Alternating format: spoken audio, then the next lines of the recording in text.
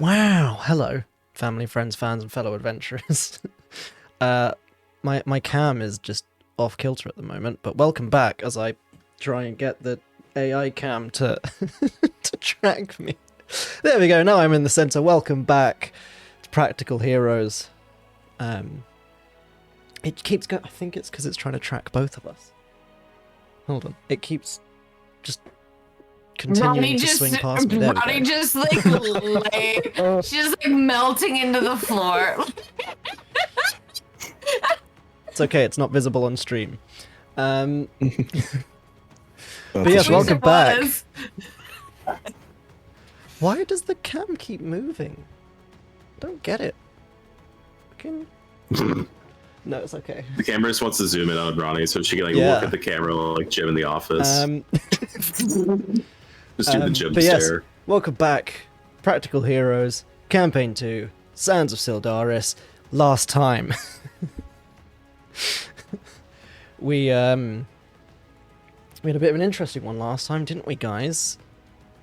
You reunited at the tavern where Linga had been cooking up some fantasy molly and getting into her finest rave girl gear in preparation for the evening performance from the world famous Octarine Floyd, the band that Chester was once a part of. You all got ready, got UV painted up, and drugged up,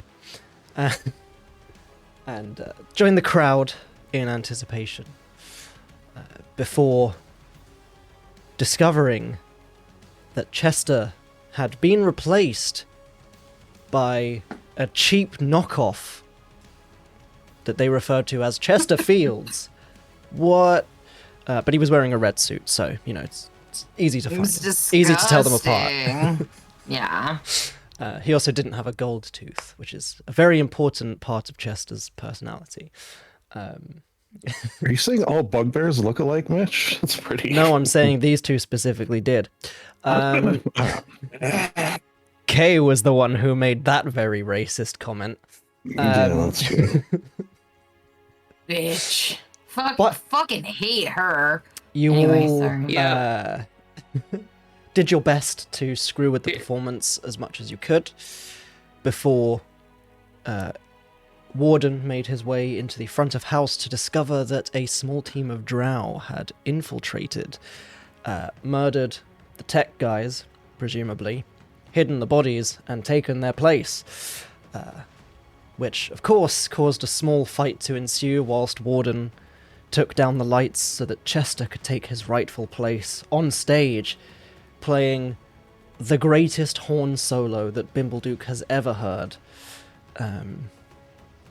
before engaging in the ensuing fight as many members of the security team revealed themselves to also be drow in disguise, attempting to kidnap the fake Chester Fields.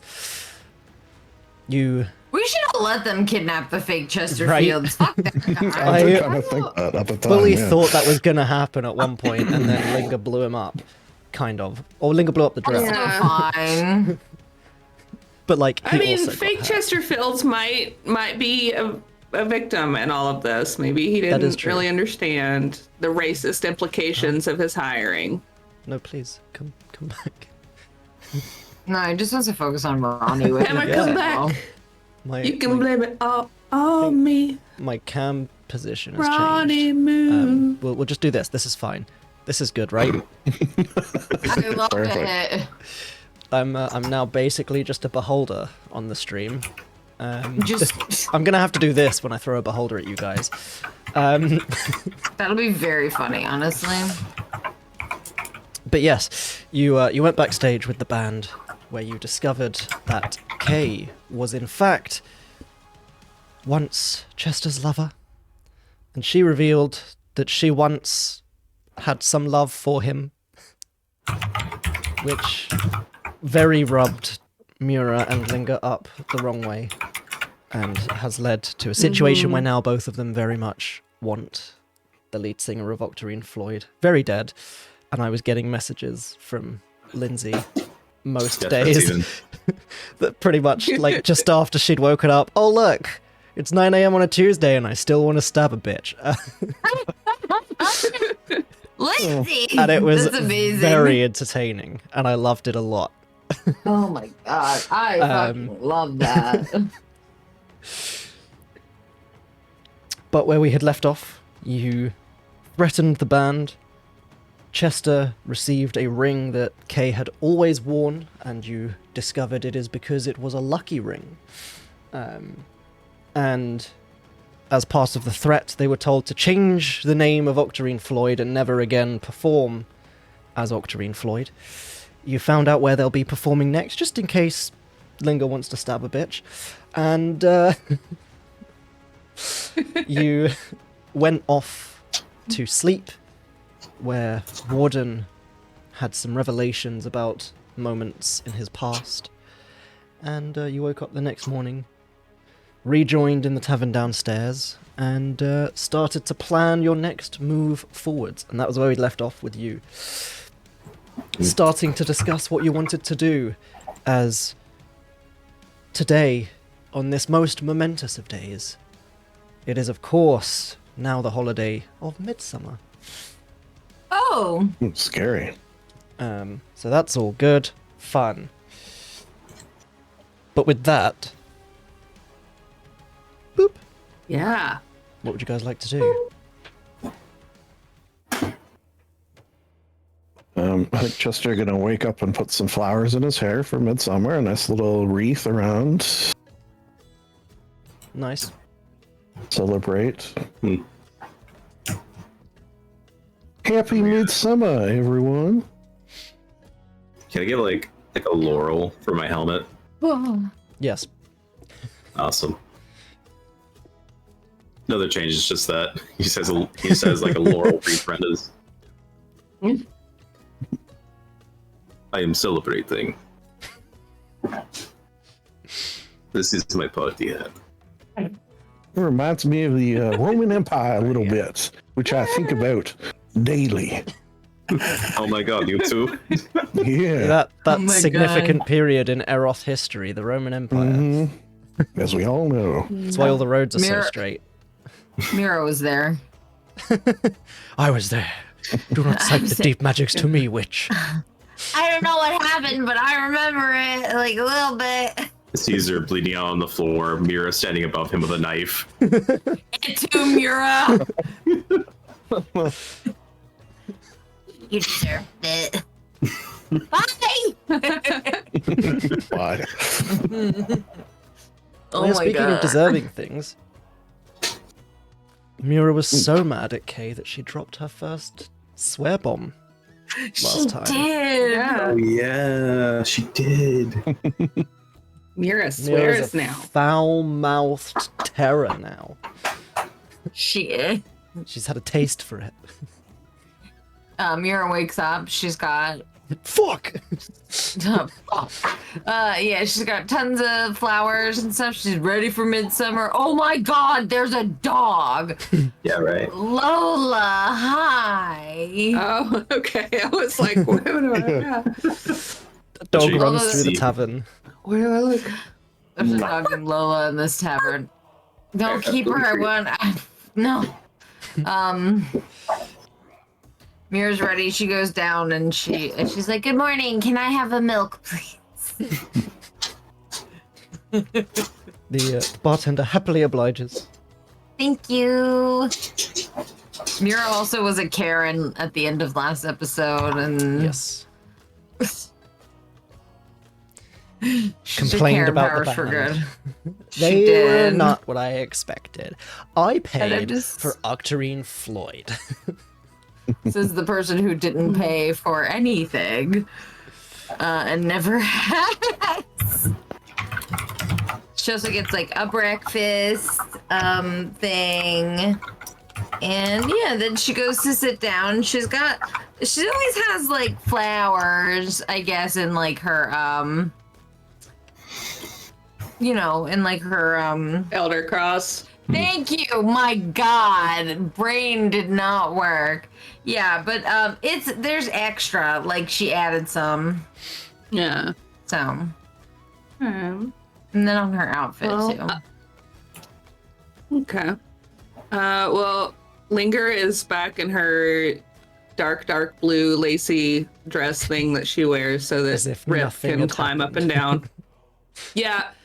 After Mira left the room, she did attempt to put some flowers in her hair, but they like immediately wilted. So she was like, That's maybe amazing. not.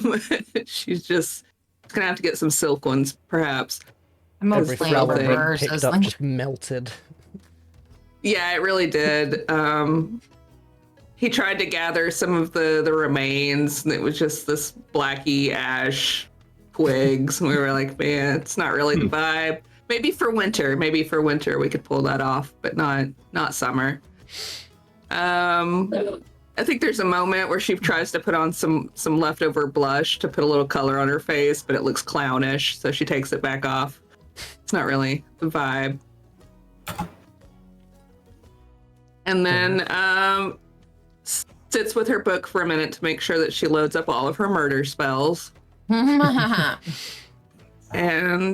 then we'll head downstairs after all of that, mostly to get to the murder spells. Right. Mm-hmm. Yeah. Okay. And now I will go to my spell book and load up nothing but murder spells. No utility today, guys. Oh God. No utility today.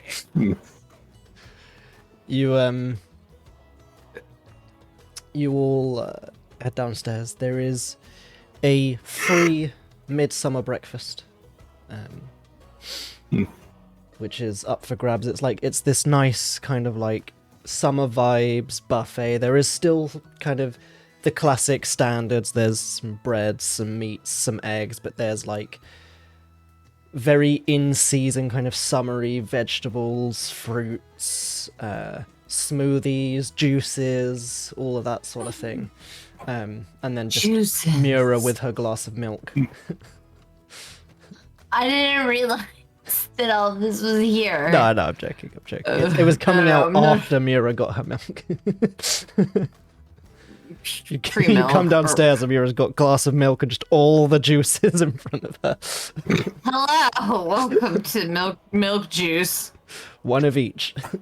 Yeah. Some serious alchemy you got going on here. Yeah. Mira just turns around with her like juice or with her milk and sees all the juice and she's like, I'm joking. Or is she? No, she doesn't. So, what would you guys like to do? As you're gathering round and you can see Linger just flipping through the book. Yeah. Just like, Well,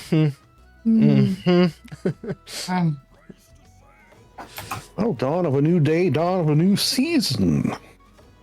The possibilities are endless. Although the list of possible things we can do, maybe not so endless. Yes. You do all, of course, remember that you have still yet to head over to the site of the airship crash, if you so choose. There is also the cave where you encountered the drow. You seemed to have reached kind of an end to it, but you're not quite sure, given, as I said originally, kind of the extent of the cliff that you had walked across to reach down where you were was a lot longer than the area you explored, so it kind of stood to reason that the cave could have extended along the length of the cliff. You're not quite sure whether or not there was more to be found there, given that you're also looking for the missing Shadar-Kai from the Runestone Forge, along with any other members of the general public who have potentially been abducted by these drow, who have also now potentially been implicated in a plot to steal Chesterfields.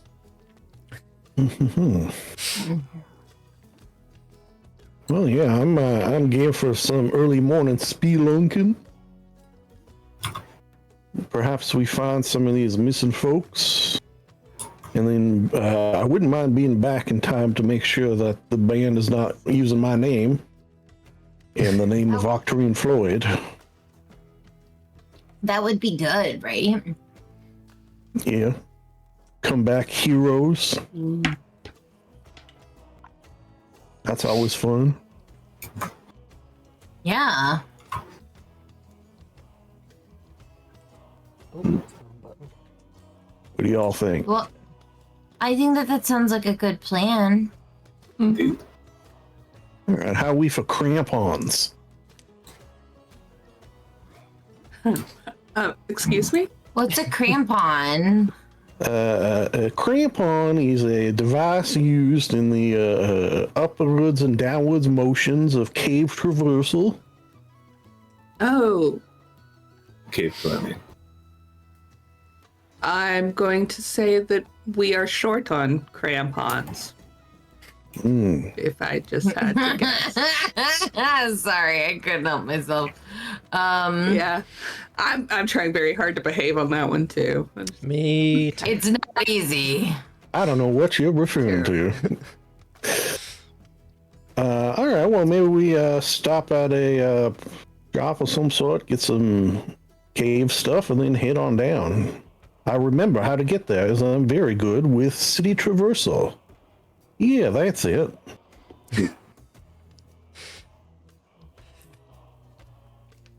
Have we maybe seen in our travels any shops that might sell? Yeah, I mean, Chester with his one eye on the city and one eye on where he's going. You know, that lazy eye really comes out. My third eye.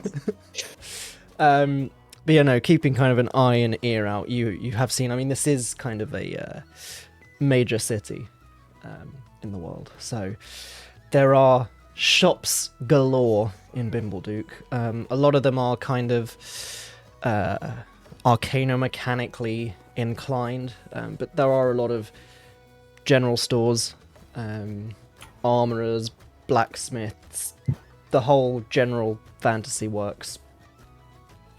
Okay. Fantasy works. So Is a climbing kit a thing? I can't remember. easy enough to do. Let me have a look. Stores.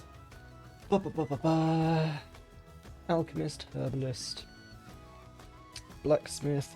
I have them all categorized in my supplement. General store. Hourglass, chest, chalk, candle, clothes, mess kit. There's ropes, tools. Here we go. Tools, carpenter's tools, mason's tools, gaming sets, trade goods. I don't know if there is a climbing kit. There should I can be. find one. Maybe it's under adventuring gear. Yeah. Oh. Or dungeon pack. Well, Yeah, Dungeon something Pack like that. has stuff like torches, rope. That's one of the starting packs. Yeah. However, if you want a chicken, I have now come across the tables for buying stuff like a chicken. Or a camel, you know. We can't just whichever like suits your freely fancy. find a chicken available in the road that we adopt. Okay. No, because if you touch one of those chickens, then a swarm of chickens will come flying in out of nowhere and probably kill you. Oh my! You just don't want to. You don't want to open up that can of chickens. You guys won't believe this, but I got a bounty put on me by a chicken. Linger makes a note in her spell book, swarm of chickens. Can work on that It's later. like Zelda. Yeah. Yeah, I guess. I don't know. You tell I know me. you don't know. It is. Okay, then yes, it's exactly like that. Absolutely, says Lindsay. I've heard of this Zelda. I love that princess. She's really pretty. I mean, yeah, we can get a grappling Engineer's hook. pack. All right, yeah. Let me get a good sir or madam. What is your name, by the way? Boblin the Goblin. No. Sorry, I was busy looking up what's actually in a Dungeoneer's pack. Crowbar, hammer, backpack, Good pitons. Yeah, something they in. work. They're similar, but they're more... I mean, they could work. If you hammer in some pitons. Yeah. But yes, it is a lovely male gnome at this general store. Let me just scroll back up to general store so I have some prices for things for you. And he introduces himself as he runs a hand through some kind of like dark green dyed kind of neck length greasy hair. The name's Felmop. Felmop Fizzlekind. Fizzlekind, yes, of the Bibbledy Fizzlekinds. Yes, I see. Exactly. Climbing's in our blood. Oh, okay. You might want to get that looked at. Sounds dangerous. Could I get a grappling So is diabetes. Sure. Grappling hook. Grappling hook will cost you 2 gold pieces. All right, I'll have one of those. Could I get 10 pitons? You could if I could find the entry for them on my fucking list. That's because I'm looking at a black market shop, that's why. Bear with me, the grappling hook might be cheaper in a normal place.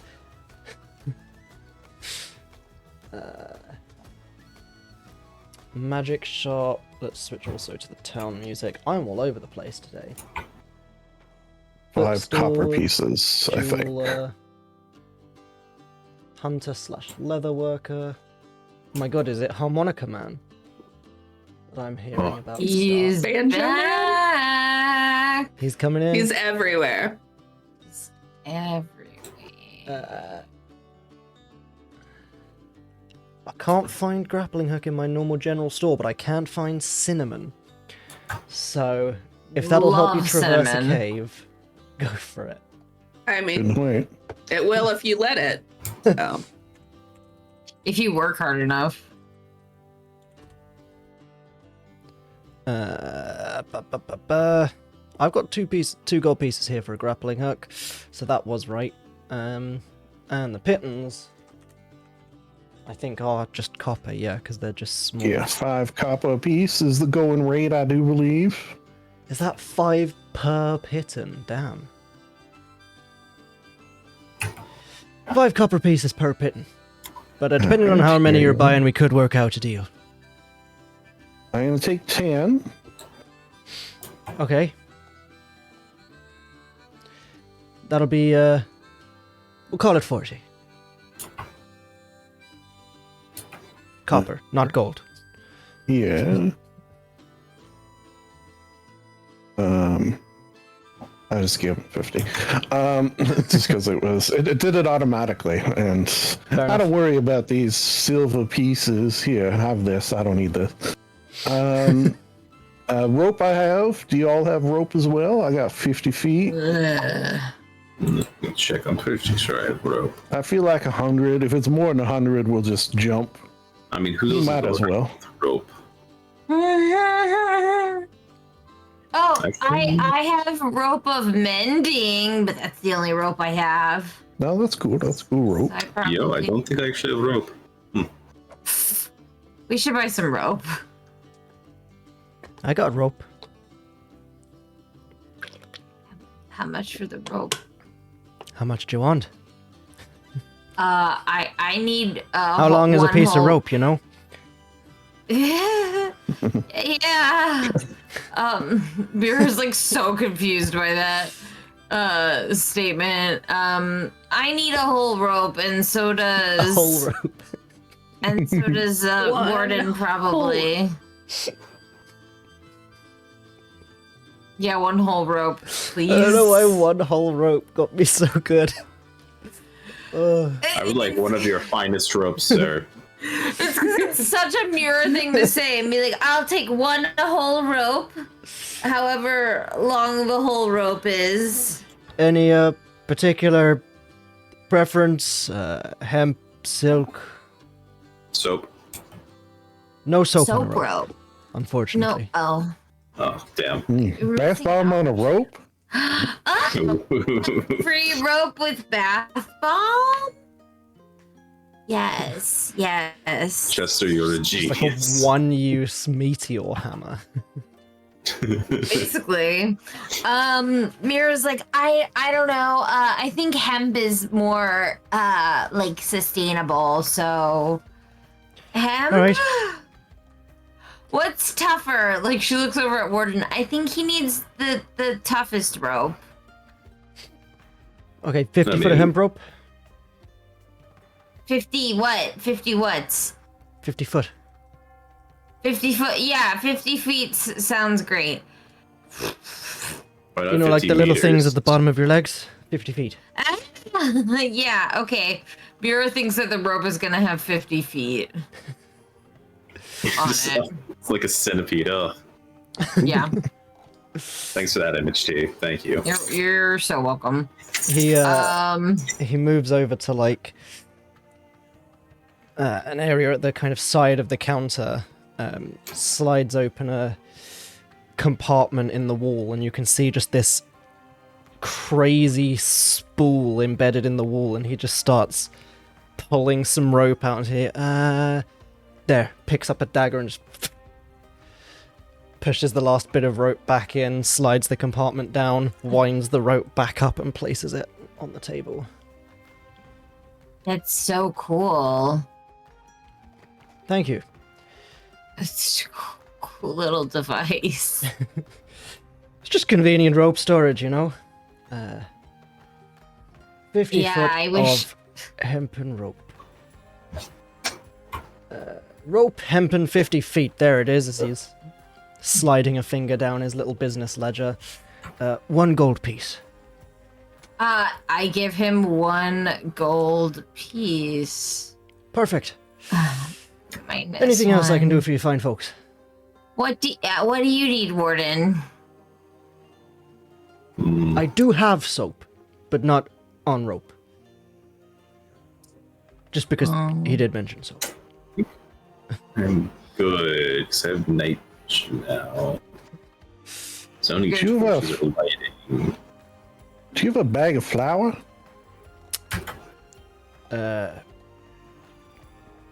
Yeah. I got you want flour? I got flour. Well, I'll take a bag of flour, please. Okay. That'll cost you 2 copper pieces. Here's 5. Thank you kindly. Hey, don't mention it. I won't. Anything else I can do for you? I'll be right back. My food just got here. And my husband's not awake. Terrified as to what Chester might want a bag of flour for. Oh, well, I know plenty of tricks done with a bag of flour. You got an invisible guy running around, you throw it on the ground. That's the most classic true. one. That's you what I wanna know assumed if it was going to someone's- be, but some of the shenanigans Maywood pulled recently. Yeah. You want to know if someone's been in a room or not? Yeah. Do you want to get some caltrops as well? I could do caltrops. They're shaped like little D4s. They're the most deadliest kind of caltrop. Oh man, I remember back in one game, my team was very like, why would a merchant have caltrops? And so I was like, okay, does he have like any horseshoe nails? And he's like, yeah, of course, every merchant has horseshoe nails. So I had to make my own caltrops by just bending horseshoe nails across each other like that. That's fun. Yeah, man. Something to do. Yeah. Yeah. But also a bit weird that he was like, no, why? Why would he? Yeah, why? exactly. I don't know. I mean, Bag hey, of 20 his setting, caltrops. but you know, Yeah. No, of course. how much for that? I mean, I'm more likely to have them in the dodgy shops, but some of the general stores have them. Bag of 20 caltrops, gold. I piece. guess it kind of makes sense to be like, why would this be at the Dollar General? But you know, why not? Yeah. But Exactly. I found some rogue stuff in my pound stores back home. Your pound stores? Yeah, they're pound. Yeah, Lindsay, we've been through this. Okay, we have Poundland, we have Pound World. Hey, sex work is real work, okay? Sometimes you I love take it. your loved ones to Gotta go down to Pound Town. We don't have Pound Town, Lindsay. That would be stupid. Why not? Because we have Pound World. We don't need Pound Town. We've got Pound Land and Pound World. I am moving to the UK and starting a store called Pound Town. And sometimes Pound Stretcher. We don't have many Pound Stretchers anymore. How about the 99 pence store? No, we don't have a 99p store. Just a pound store.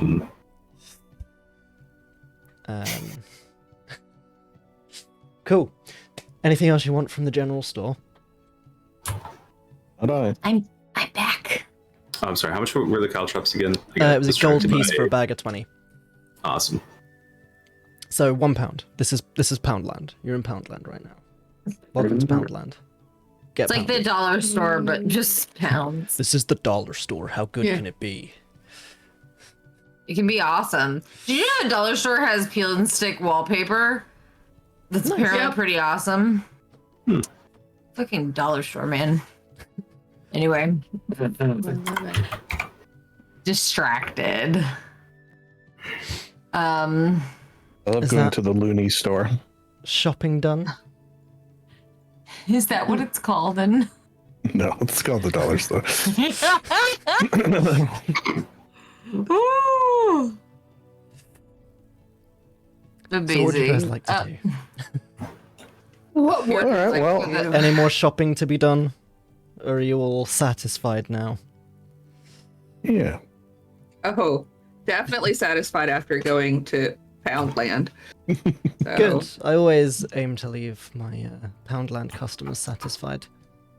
Mira comes back with a pumpkin spice latte. What's Chester gonna do with the? What's Chester gonna do with the flour? I may bake something. You never know. Oh. Angelic seal bread. Yeah, I have a great recipe. Yeah. Excellent. So, while I consider that, though, why don't I take us to where I know Downward's entrance is? If you will recall. Linger, you haven't been there yet. It's pretty scary, so, just be warned. I will do my best to rein in my fears. It's so spooky, Linger. okay. So you head back to the Hey, what are scene you of the getting crime. into? Sorry. And My dog was choking. For some reason. She's fine. she just wanted attention. You head back and uncover the trapdoor that you had covered previously with the rug. And you make your way downtown, down the ladder, down by the river. Down. Back down and linger for you traversing down for the first time. It is a almost extraordinarily long ladder. Given as well the fact that you'd been told that this is likely where the drow were coming from, and you know that drow were involved, probably a bit strange that there is a ladder involved, given that from what you know they'd probably just levitate up. But, you also know they sometimes don't work alone. There's sometimes goblins and other non-levitating creatures involved, so perhaps the ladder's for them. Or maybe I'm just a nice guy. Either way, all of these questions are racing through Linger's head as she slowly descends down the ladder. And you guys... my gosh, you guys... return, if the map wants to load, sometime this week. There we go. You return to the dark, dank cave that you had been in before. The husks of these large phase spiders are still on their backs, legs curled up. Linga can see the signs of the handiwork of her companions. Yeah. Recognize it, yeah. This is where I killed that spider real good. I can see you did a marvelous job. Add Linga to map. There expertly demolished. I did have the thought it would have been cool if you had a rain of spiders onto the spider. Almost They're actually immune to cannibalistic. spider damage as spiders. Damn it.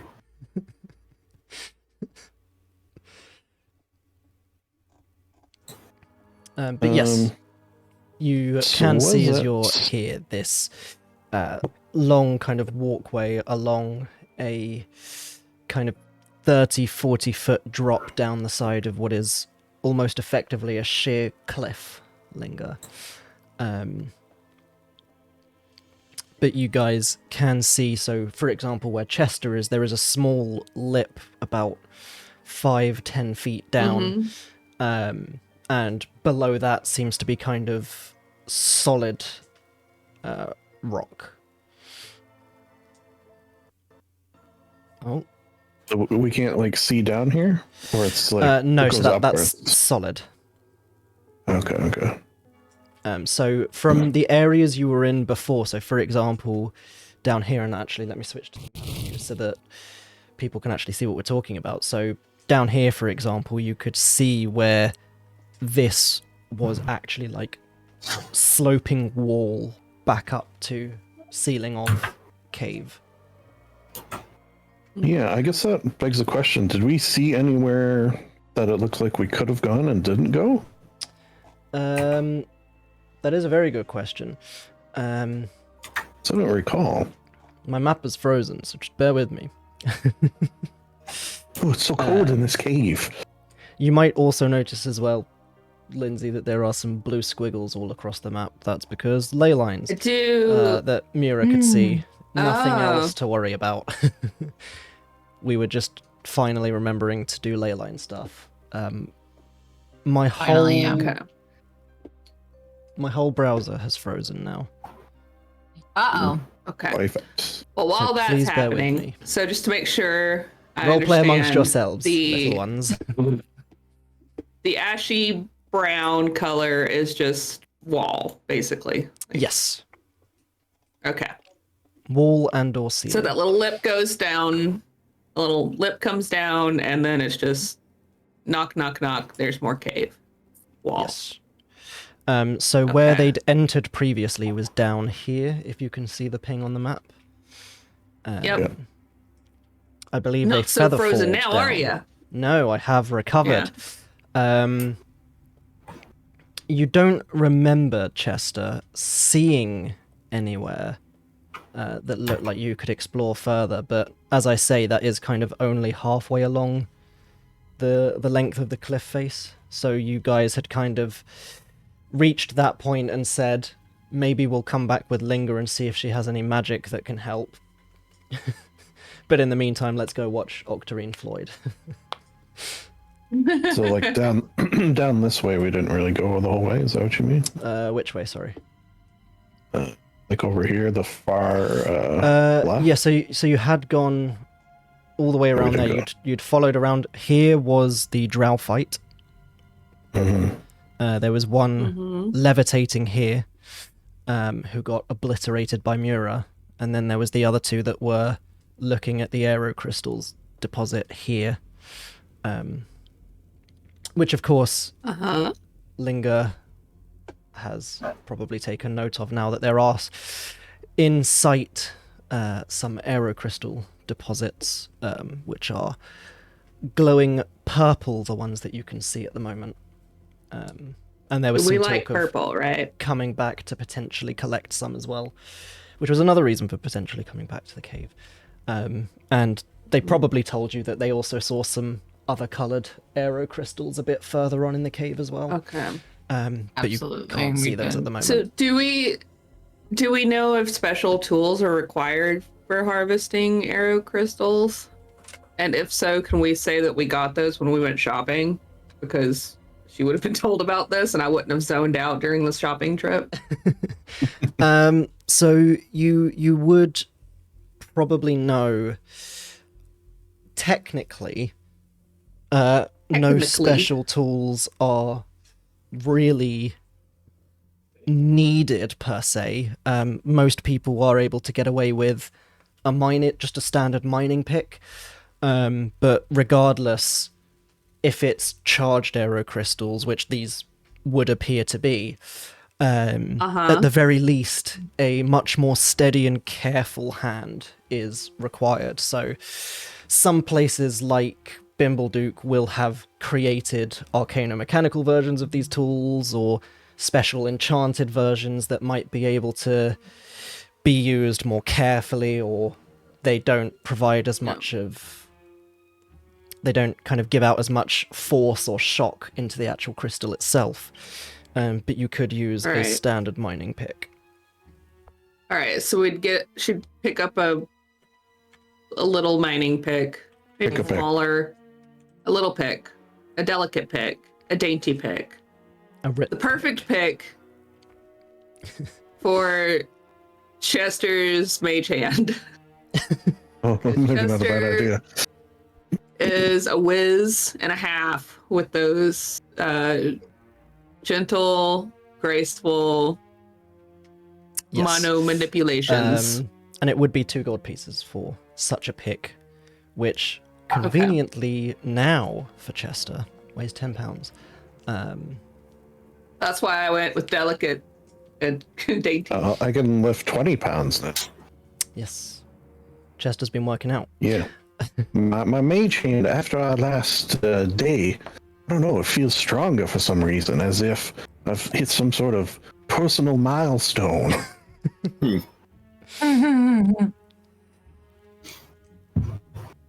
to my strength gold. of resolve. Where's my gold? Scott Pilgrim has discovered the power of self-respect. I'll add the pick, since I can carry lots of things. Yes. Bugbears are good at carrying things. Wait, how many gold did you say? 2. Shoot. 2. I just paid 20, I think. It's fine. Very That's generous. Fine, Tess.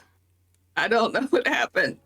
That's fine, no, says the wizard cool. who needs all the money they have for paper. Yeah, I figured it out. Gotta get them scrolls, baby. All right, well, with Linger's idea, Chester would sort of peek around this corner, remembering there was a sort of a little pathway there, and send out the pick. All right, steady, Duke. Give me a sleight of hand check. Which Chester is famously horrible at. 24. Famously great at, I think you mean. Yes, I was joking. Excellent. So, out goes the invisible mage hand. You all watch as this small miner's pick just gently floats towards the crystal. And wow, look at it go. After about... When Mira says that, he does a little twirl with it. Ooh! Yeah. Love it. After about 20 minutes or so of some very delicate and choice picking, much like playing a guitar. Or a banjo. Exactly. A small shard of aero crystal just comes loose and starts to roll over the side, which the mage hand quickly swoops in and is able to just kind of, known to Chester, kind of catch in the palm of its hand and gently float back over to you guys. Right to Linger. Yeah? Don't say I never got you anything. I never would. Thank you so much. Let's So you have one charged purple aero crystal. Yes, I do. I feel like I have more of those. You do, yes. I think you had one or two before from finding them in the cache. I'm going to assume and go ahead and move the three of you also down to the same place as Chester. Yes. Sorry. Because currently everyone's just watching from the top of the cliff like, no, it's all good, Chester. You blow yourself up. I mean, that's smart, to be honest. It is, but Chester's already in the safe range. Yeah. Oh, look at that. I did have rope, she says as she's digging through her bag of holding to put away. And rope. There you go. We all got rope. That's good.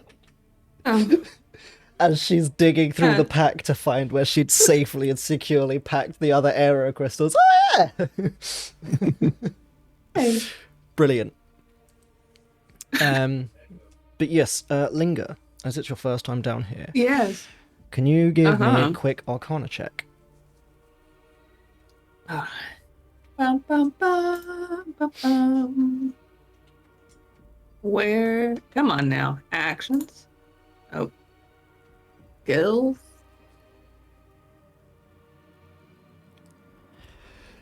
I don't like that, so hang on. We're gonna use our last life thingy majigger. Knowledge from a past life.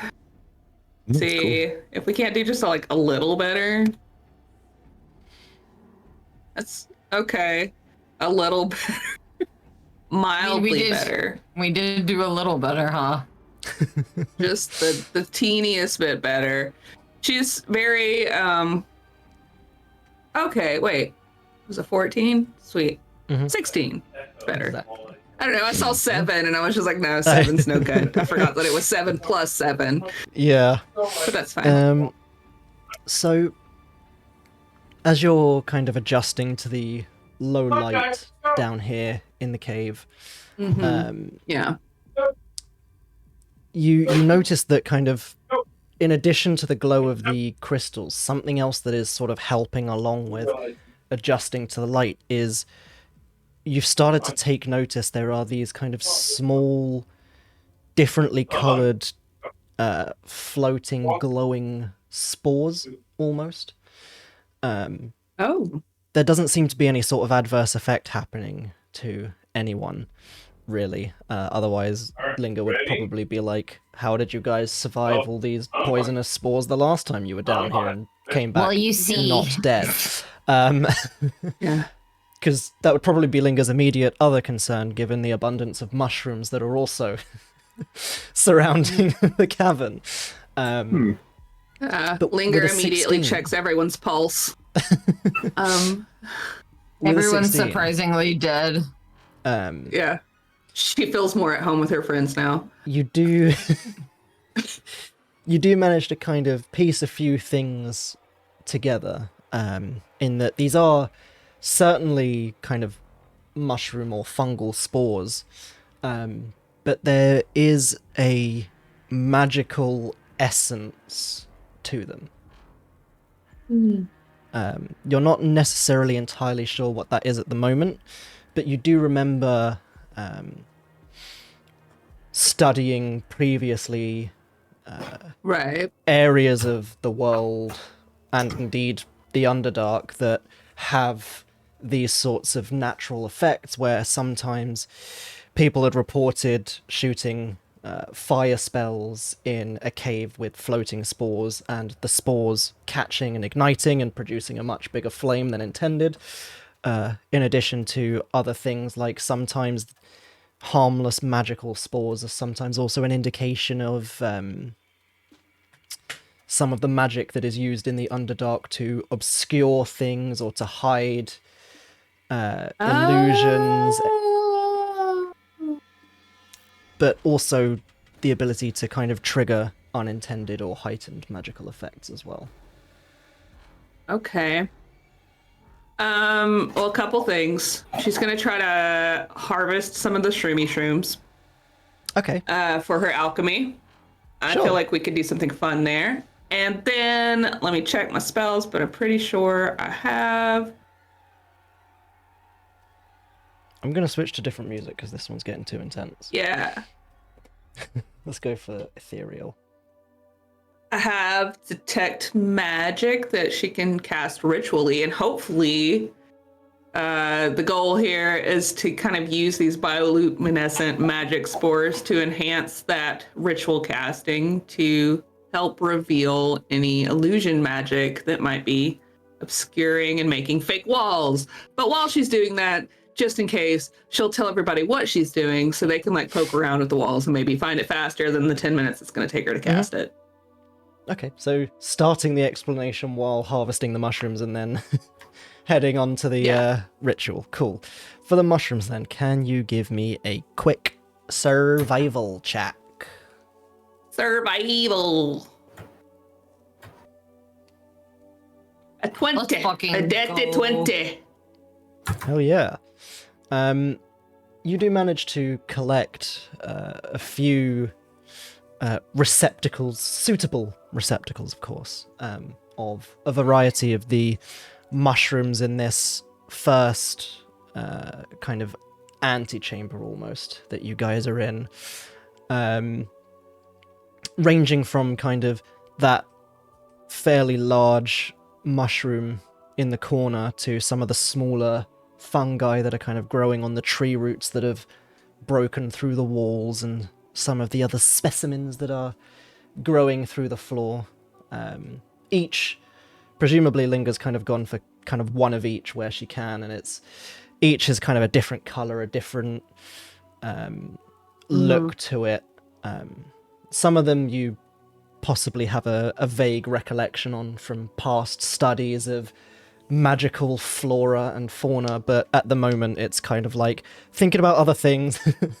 I'll think back to these different mushrooms when I'm actually getting down to the alchemy later on.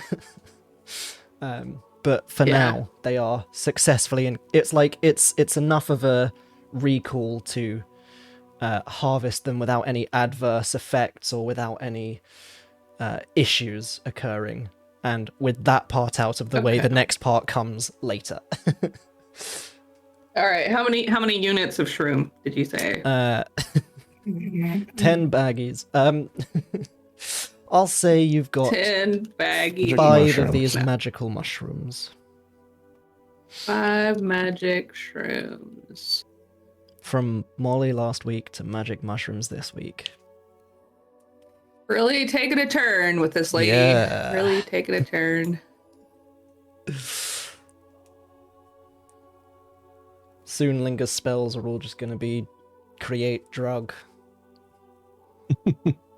Whatever gets us through the world, you know?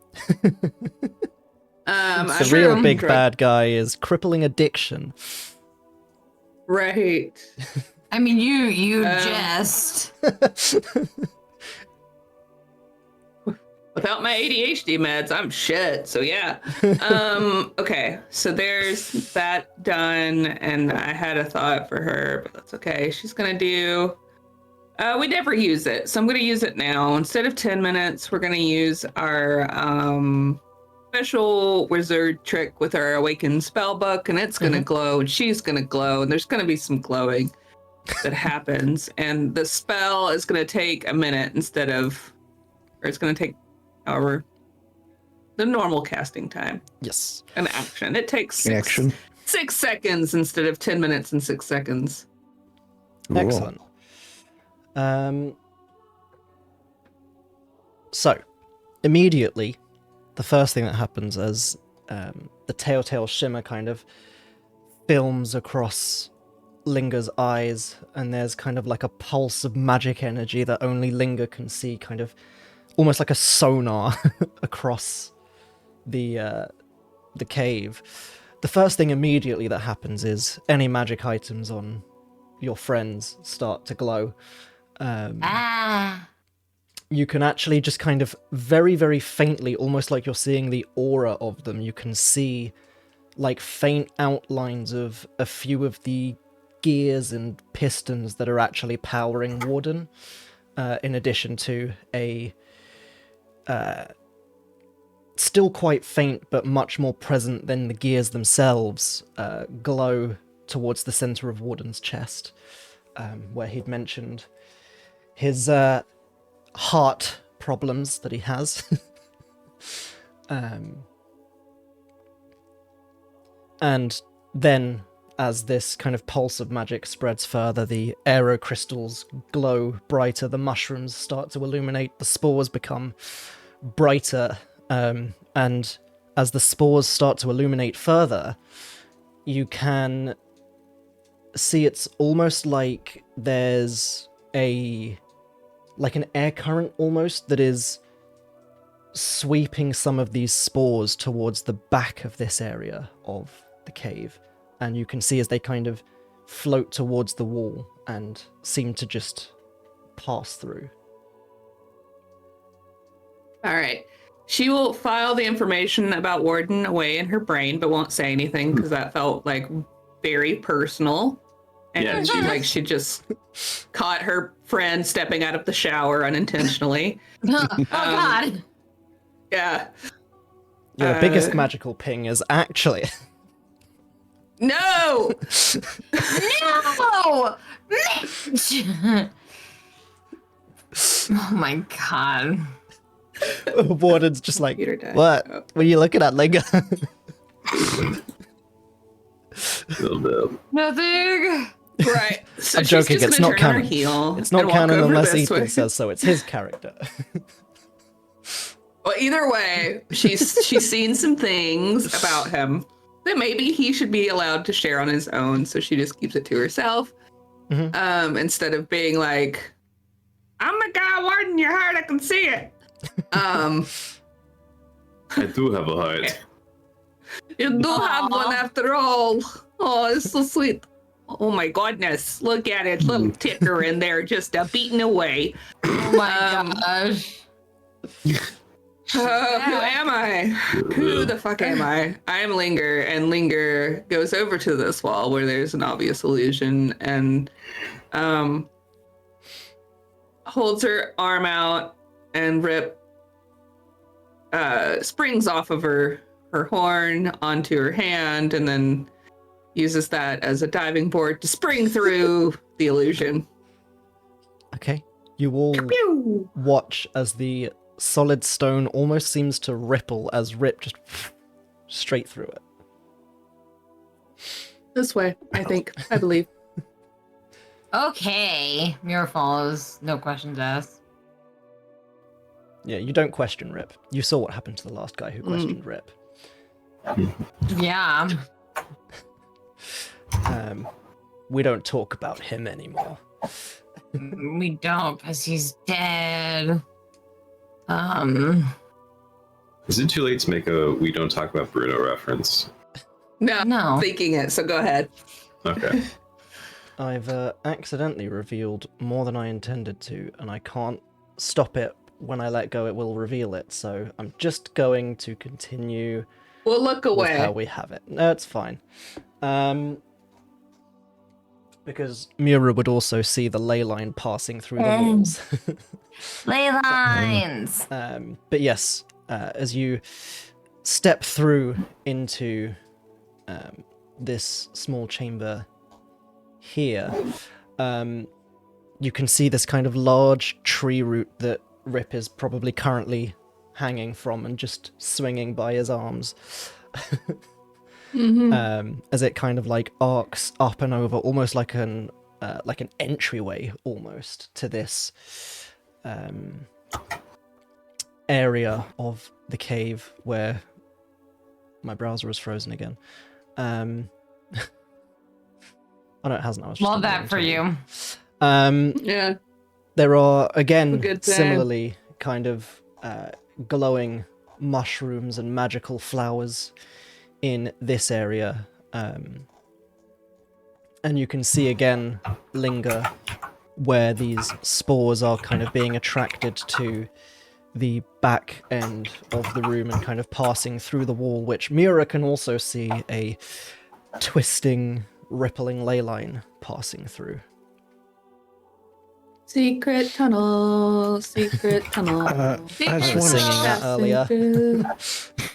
I just want to say, when we were here the first time, it behooved us to go sneakily, and we got the drop on these draws. So, perhaps good idea this time as well.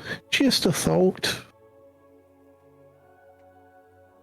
And then he does this motion as he walks. Okay. Yeah. He toggles crouch for everyone. Basically. Okay. Stealth mode. Yeah. Shall we roll stealth then? Yes, please. I'm so good at this. Shit! I rolled sleight of hand. Sorry, ignore that. Mira pickpocket Chester. Yep. Nero at disadvantage. I was going to say 17 was fantastic for Warden. It's still 14. Yeah, still 14. That's awesome. It's still higher than Mira, honestly. And still higher than Chester. Yep. Oh, actually, it was the highest one. Oh my god. Warden's like, chill out, I got this, and just glides silently. He levitates. Silent running mode. Oh my gosh. Okay, cool. So what would you guys like to do then? As you're currently in this kind of like almost like an airlock chamber in between these two illusory walls. Now all stealthed up. Yeah. I do like that the two people that got the lowest stealth are the ones with the white suit and the deathly pale white skin trying to sneak through the dark cave. Right? No one will notice us. We will fade into the shadow. Fuck.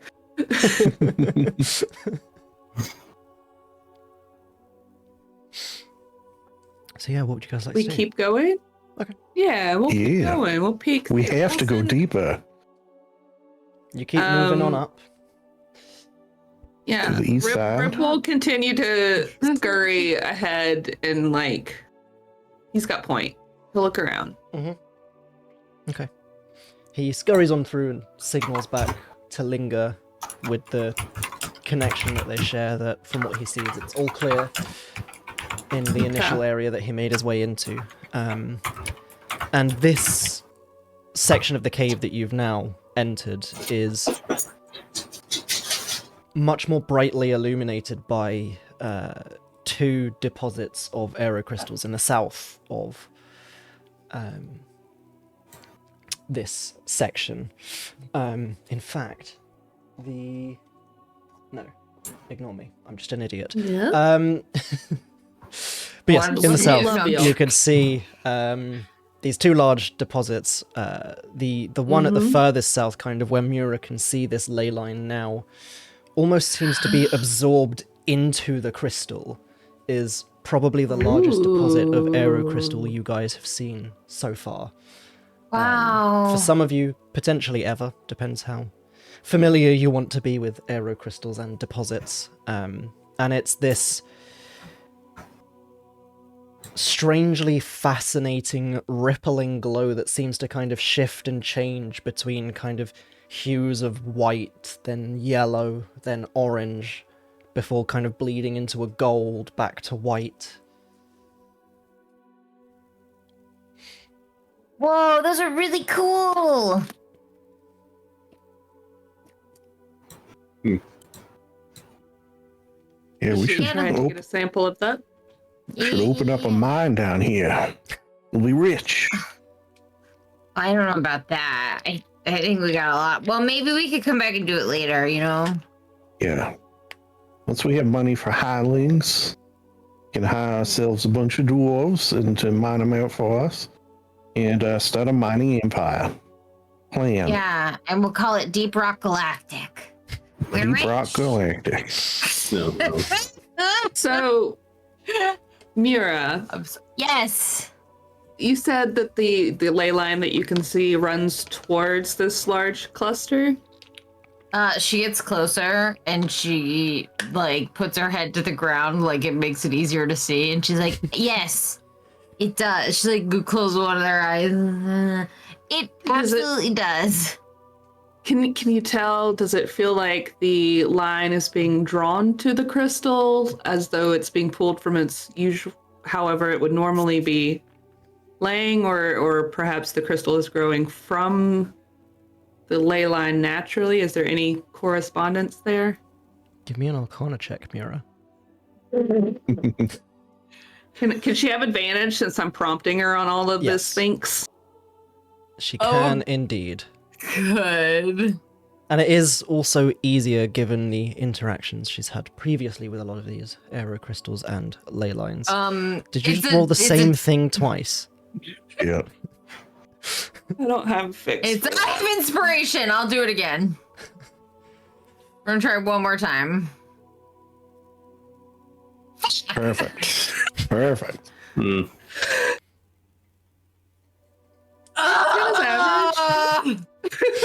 Yeah, do I have advantage on this as well? Because I'm re-rolling the Sure. whole roll. Sure. I like to think Mira made that sound when she's trying to think. This is also technically, if you remember, not how inspiration works, but it's fine. I don't remember how inspiration works. You're the It's only not DM Baldur's I know. Gate inspiration, Oh. but it's okay. I'm sorry, I forgot. I've been okay. poisoned. I've been poisoned by Baldur's Gate. Realistically, I'm just re-rolling. It's a better way. Anything is an improvement on the original 5e inspiration system, so it's fine. Which does what? I don't even know. So, normally, it's a DM can give inspiration whenever. You can have a single point of inspiration. You lose inspiration at the end of a session. Yes, which is stupid. And you use it, I think, before the roll. So you basically you give yourself advantage is the idea of it. If I remember correctly. I might be wrong. I'm open to being wrong because again, I always forget to use it. I can't remember. I don't know about that last part, but yeah. I feel like it's the important thing is DMs make up your own. It might be that it's reactionary, but it's not reactionary like Baldur's Gate 3, where you can do it after seeing the full outcome. I'm not sure, because again, it kind of dumb, and people don't really use it much. I feel like the Baldur's Gate inspiration is exactly how it should work, though, because I feel like you should be able to see that you failed and then re-roll the whole thing over again. Which is why I was okay to do it. Inspiration. Using inspiration to reward role-playing, heroism. I don't care. Just tell me what it fucking does. It's usually just one free roll is typically what it is. Because in Baldur's Gate, if you roll and you have advantage, it will give you that whole the whole thing over again. I mean, that's fine if a DM wants to allow it. Yeah, I'm happy to allow it. Oh, great. Inspiration is an optional rule anyway. Yes. So go bonkers. I give it out for all kinds of stupid shit. I don't care. You made me laugh. Inspiration. If you have inspiration, you can expend it when you make an attack roll, saving throw, or ability check. Spending your inspiration gives you advantage. Additionally, if you have inspiration, you can reward another player for good role-playing, clever thinking, or simply doing something exciting. When another player character does something that really contributes to the story in a fun and interesting way, you can give up your inspiration to give that character inspiration. Which no one ever does because they hoard things for themselves. Yeah. That's a lie. That's a dirty lie. I do stuff all the time. You guys are great at being collaborative, and that's why I like these sessions. It is, although in the... Looking at you Josh.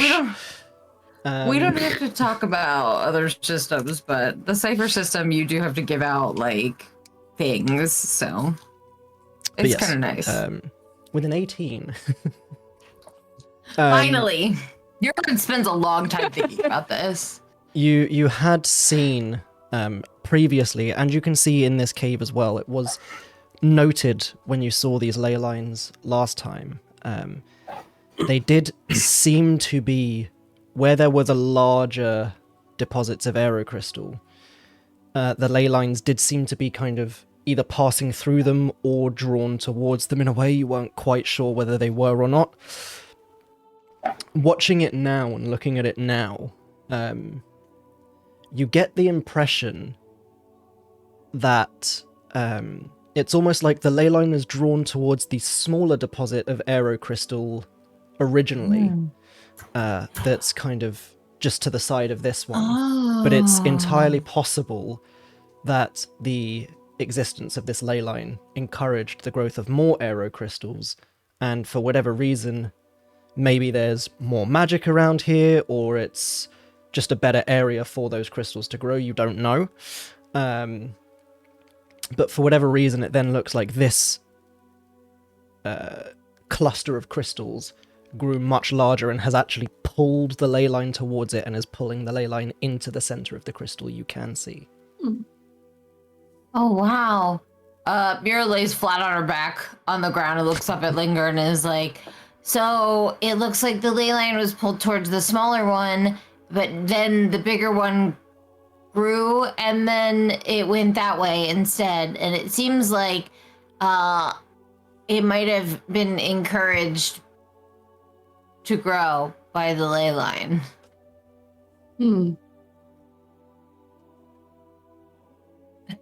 That is all the other stuff too. Interesting. It took so much brain work.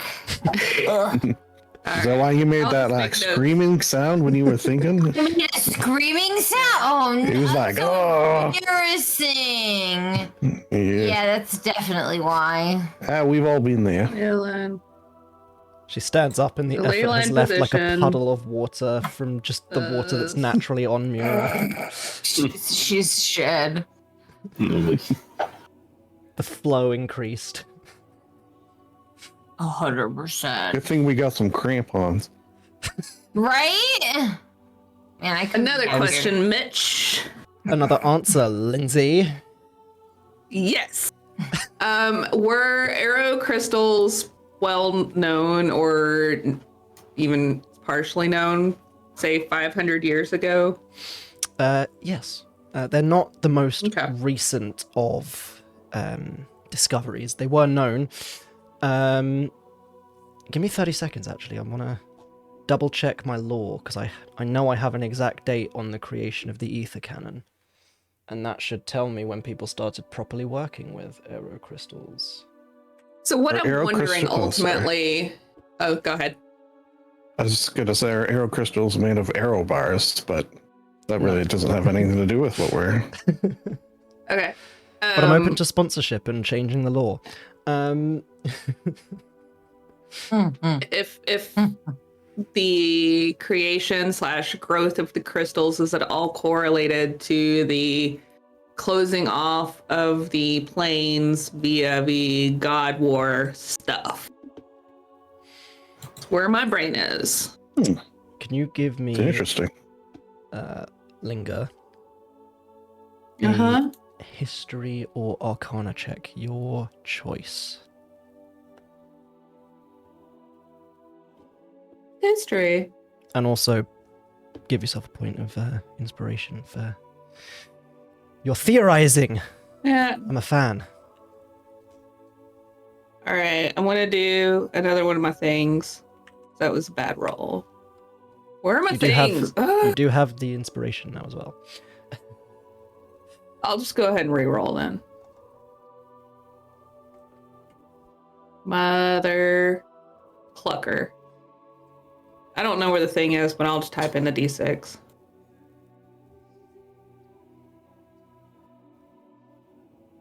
So 15 for just giving a good think. She'll think on this more, no matter what. But with a 15, in terms of making the connection between ley lines and aero crystals and the sealing of the planes, you recall there are sections of the library back at school which had more restricted material, which is often referred to as having been produced by people that most would consider heretics. A lot of these topics focused on the existence of other planes and potential access to them. Some of them did actually mention theories on areas in the world where the connection between the planes is thinner than most, or this divide, this boundary that separates them is thinner than most. There are theories about ways to find these weak points and break them open, or use them to access other planes. And you do recall several theories kind of discussing the relationship between ley lines, aerocrystals, and the planes. But the exact connection, as you say, you'll be thinking on it later. The exact connection, you don't recall. Well, we're gonna have to go to the college. Okay. The College of Winterhold. Wow. That's... yeah. Gonna have to go to the Flooding University and see about some forbidden books. I love books. Just kidding, I don't. I'm Mira. Yeah. I'm Mira. Very cool. Lindsay feels good about her life choices. Nature finds a way. Books find a way. Dragons, books find a way. When was Dragon's End created? Because that is roughly around the time of the first ether cannon test. Second era. 2300th year of the second era was the first ether cannon test. And aerocrystals were known before that, so that's over 2000 years ago. So Linger would know. Yeah. I think that's planar bleed through, and that's why it's warping the ley lines. Okay. That's what I was thinking as well. Yep.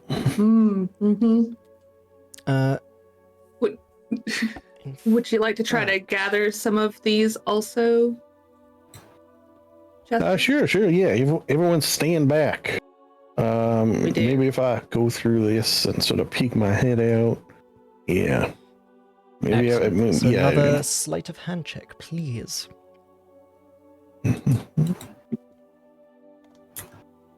26. 26. Wow. Hot damn. You manage to mine off. Roll me a d6. Screw it. I'll let you choose. Fate is in your hands now. Ooh la la. 3. You get 3 of these aerocrystals. Which, as you kind of hold them, they are very pleasantly warm to the touch. You had kind of held before the more kind of orange-red crystals, which you do recall the lovely owner of the Fox's Arcana telling you were more associated with kind of elements of fire. This is almost like, kind of as you hold the crystal, you can see like the small kind of cuts and grazes and scrapes from climbing down the side of the cliff have formed small scabs over them already.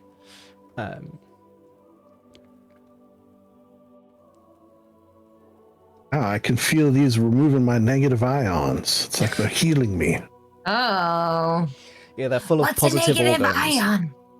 Oh my gosh. Yeah, here you are, Linga. Thank you so much.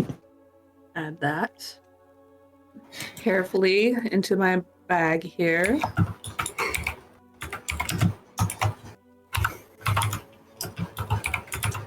Yes, so that's what I was looking for. I did put it in here. So, Linga, with your excellent reading and comprehension, and given that this is currently ticking over in Linga's mind, you probably have a brief moment of recollection as well. given your role was just good enough for this. You do remember reading through the journal of Alistair Frost, which you have in your possession. You do remember when you were reading through it, he mentioned being directed to something by ley lines, and then later on in the journal, you recall him saying he was right. A simple piece of star, a crystal, a weakness in the fabric of the planes.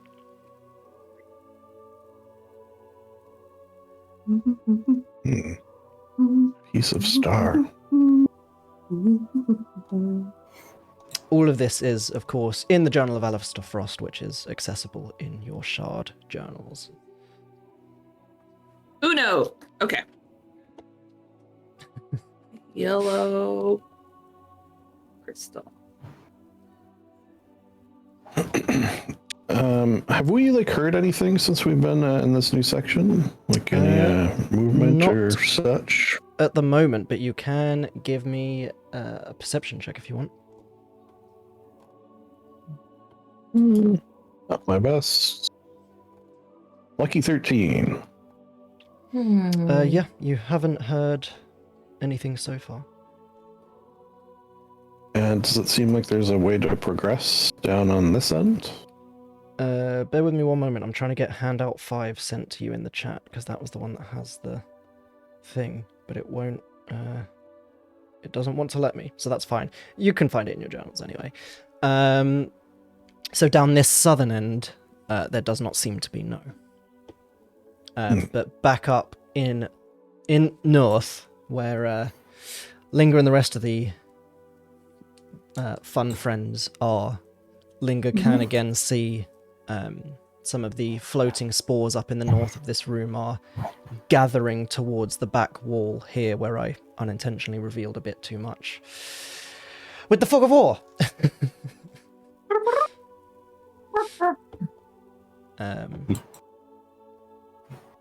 Which is fine. It was intentional. Yes. That's what it is. Let Anything me, a DM momentum. does is intentional. Let me sneak in, poke my head in, make sure that we're not going to be ambushed by a bunch of drow. Or drow. Yeah. Yeah. Okay, so you poking your head in? Yeah. Give me another quick stealth check. Blizz. Ooh, I already had inspiration, but there you go. A 1. Excellent. Naturally. You poke your head in, you have a little look around. Outside of a very large cluster of mushrooms with some of these spores floating around them, you don't see any drow. Coast is clear. Excuse me, my throat's just suddenly dried up mid-sentence. My god. You know when you breathe in and it just feels like you've just breathed in a mouthful of dust? Yeah. Yeah. I keep my house clean, Mitch, so I don't know what you're talking about. Atmospheric dust, Maywood. He has so many air filters you don't even know. Just, no, thank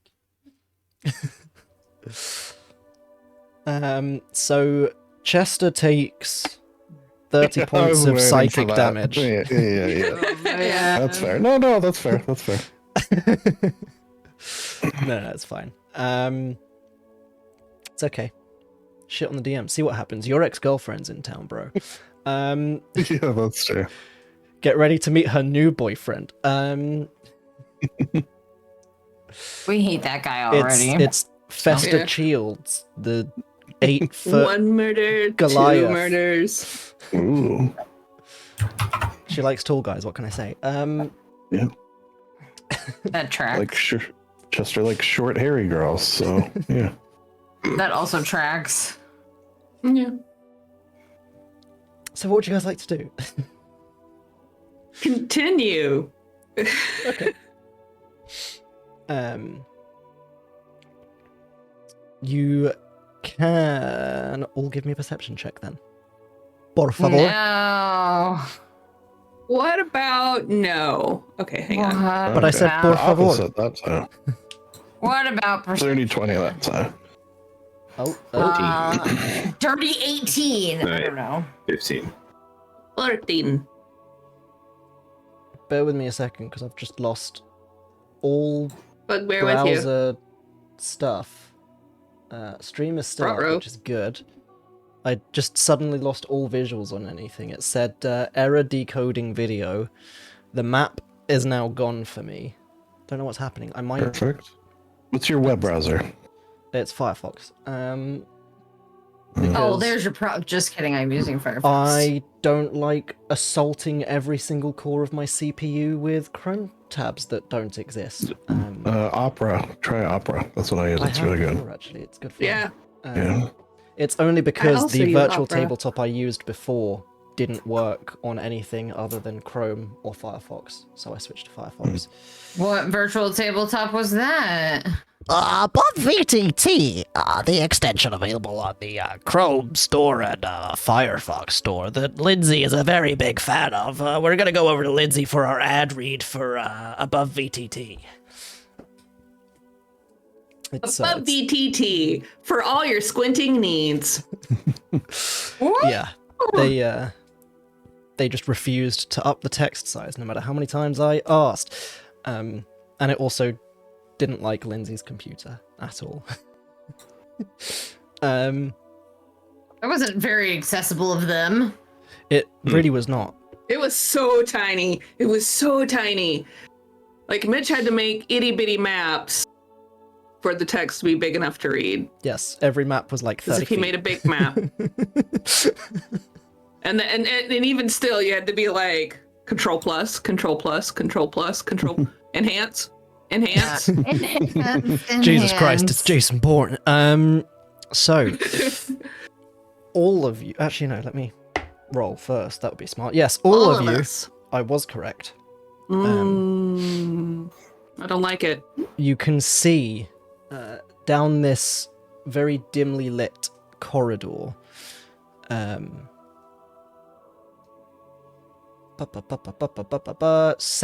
beholders and 5 displacer beasts are gathered, Yeah. all chanting "Praise be to Baal." Why do I feel like I'm in the wrong place? Side note, I think we should all dress up as beholders for Halloween and run again. Yes. Such a good idea. Yeah, When is Halloween? No, I just seen when our next session. So it would be the 28th is the next session. Ooh. Yeah. Oh. Close. Some face paint and a bunch of googly eyes on pipe cleaners. Done. Why is this the only one that has no art on it? So, I mean, it looks like a spider, which is thematic, don't get me wrong. But okay, I guess that's a thing. Well, no, can we please? Show. I'll do it that way. As you all peer down the corridor, you can see what looks to be 2 of these kind of reasonable height, quite skinny, dark-skinned elven figures, kind of posted up on either side of the tunnel, kind of looking up and down. At the far end of the tunnel, however, you can see what looks to be a female drow holding a long whip which ends in multiple kind of strands, almost like a cat of 9 tails. Oh no. Kinky. Ruh-roh. Sure. Some of us are into that, and most of us aren't. I think you mean most of us. Not gonna yuck your yum, but no thank you. Yeah, Myself, hard pass for me. I might just restart my shard because it's frozen again. Well, could we take a break? Because I do have to potty. Yes. I was actually going to go for a break at now. I didn't actually realise what time it was. So yes, we're going to go for a very quick break and we'll see you back shortly. Goodbye.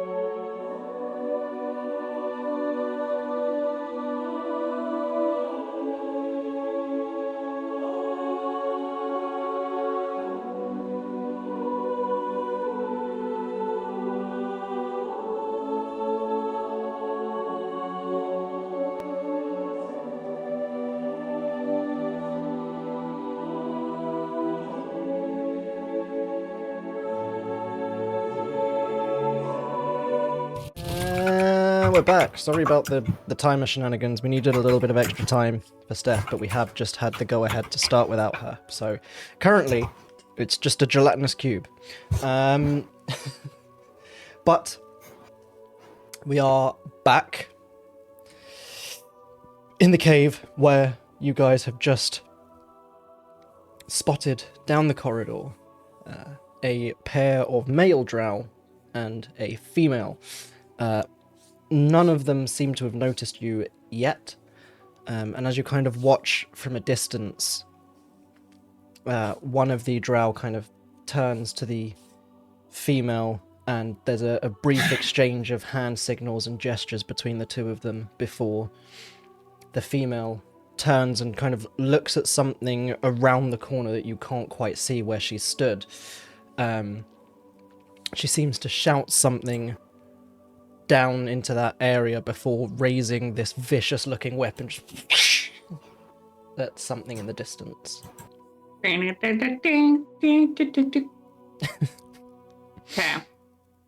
What would you guys like to do? Do we all know they're there? Yes. Okay. And they haven't seen us? It doesn't look like it yet.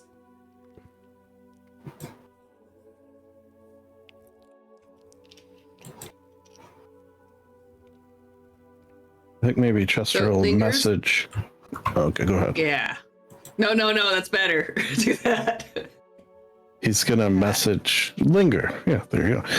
Okay, I could maybe get a nice sneaky shot off at him before we go in guns blazing, assuming that's what we want to do. Yes, I was gonna ask if we should. Do we want to engage, or do we want to try to sneak back the way we came?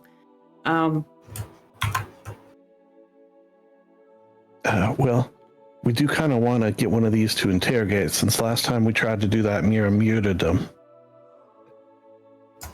We do have a tendency to do that. So, because they might know where the captives are, where they've been taken. Well, there is one with a whip, so perhaps there are captives nearby. Seems like something someone would do. Yeah, that's true. All right, why don't I sneak up and try to get a... Yeah, okay, good idea. Okay. He's gonna get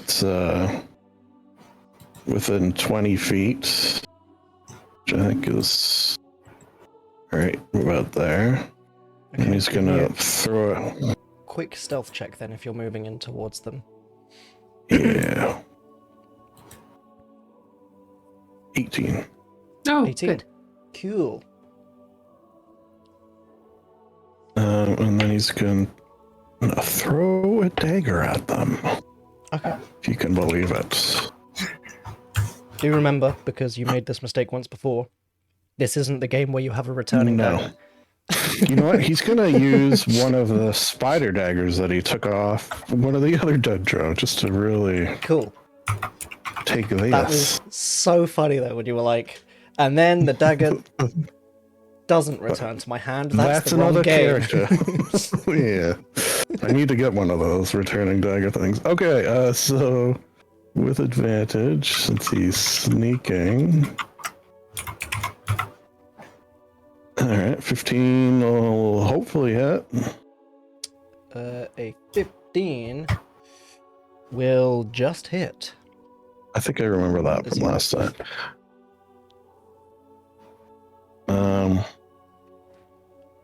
Dealing 9 damage. And does he get his bugbear combat starting? Hasn't taken a turn? 2d6? Does it specify on any sort of specific attacks, or is it just any attack? That is a good... You surprise a creature and hit it with an attack on your first turn in combat. So yeah, given that this is kind of like a little surprise round, I'll allow it. Why not? And then you just won't have it on anymore. Combat start. All right, 10. So 19 total. Does that also have sneak attack added to it? Because that doesn't know. You had. Sneak attack already had. Okay. That was already added. Okay, sweet, perfect. That's what I was checking. So 9 total, yeah. 19 total. 19 total. Sorry. Oh, 19. In that case, as you guys are watching the two male drow kind of signaling to each other with these intricate series of hand gestures, you watch as Chester just crouches, sneaks over, slides out one of those drow daggers, and immediately the drow nearest you just drops dead as the dagger thuds into his throat. And with that, he's gonna, sorry, yes. Just as that happens, he's gonna yell in Undercommon, "Lay down your arms, or you will perish here." Roll initiative. Yeah. Yay! Sorry. That's good right. time. You timed it well. Mm-hmm. Okay, 16. No, what? Roll.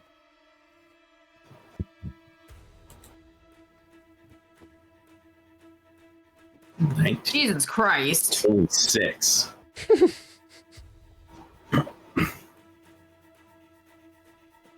Okay, that looks like everyone all rolled up. That's good.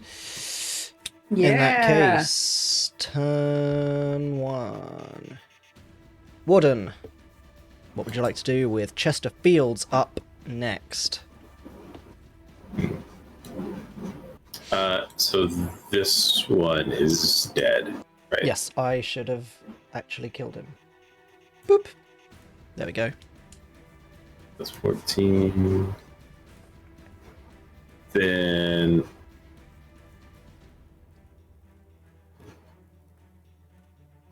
yeah, Warden's going to come up here. And he's going to ready an action. Okay. Trigger being? So the trigger being whoever comes up into his personal space is getting cut. Okay. Does that end your turn? Yes. Chester Fields. I think he's gonna take his traditional spot directly behind Warden. Mm-hmm. And going to throw some illusory darts, which of course are words at this throw. The words are, "What did I say about laying down your arms?" For a 23 to hit. Hits. And so that's for one. Oh yeah, I forgot how this works. So one of them for 3 damage. I get 2 of them. Cool. Let me just double check. It is 2, 5. Yeah, 5th level 2. Okay.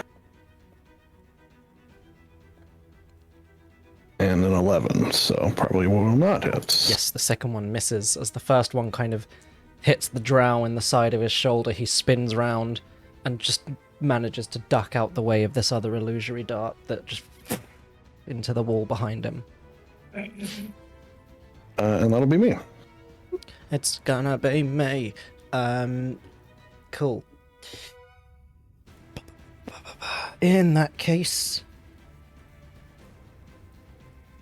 the female is going to cast Animal Friendship on Chest. That's funny.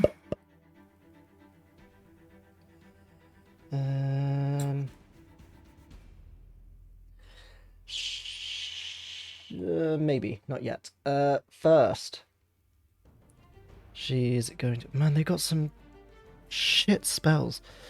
God. Prepare better spells, guys. Jeez. Right?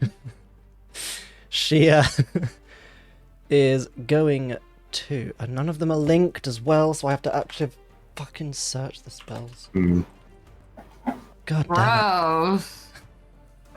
Somehow this is my fault, I'm sure. Well, now that you mention it...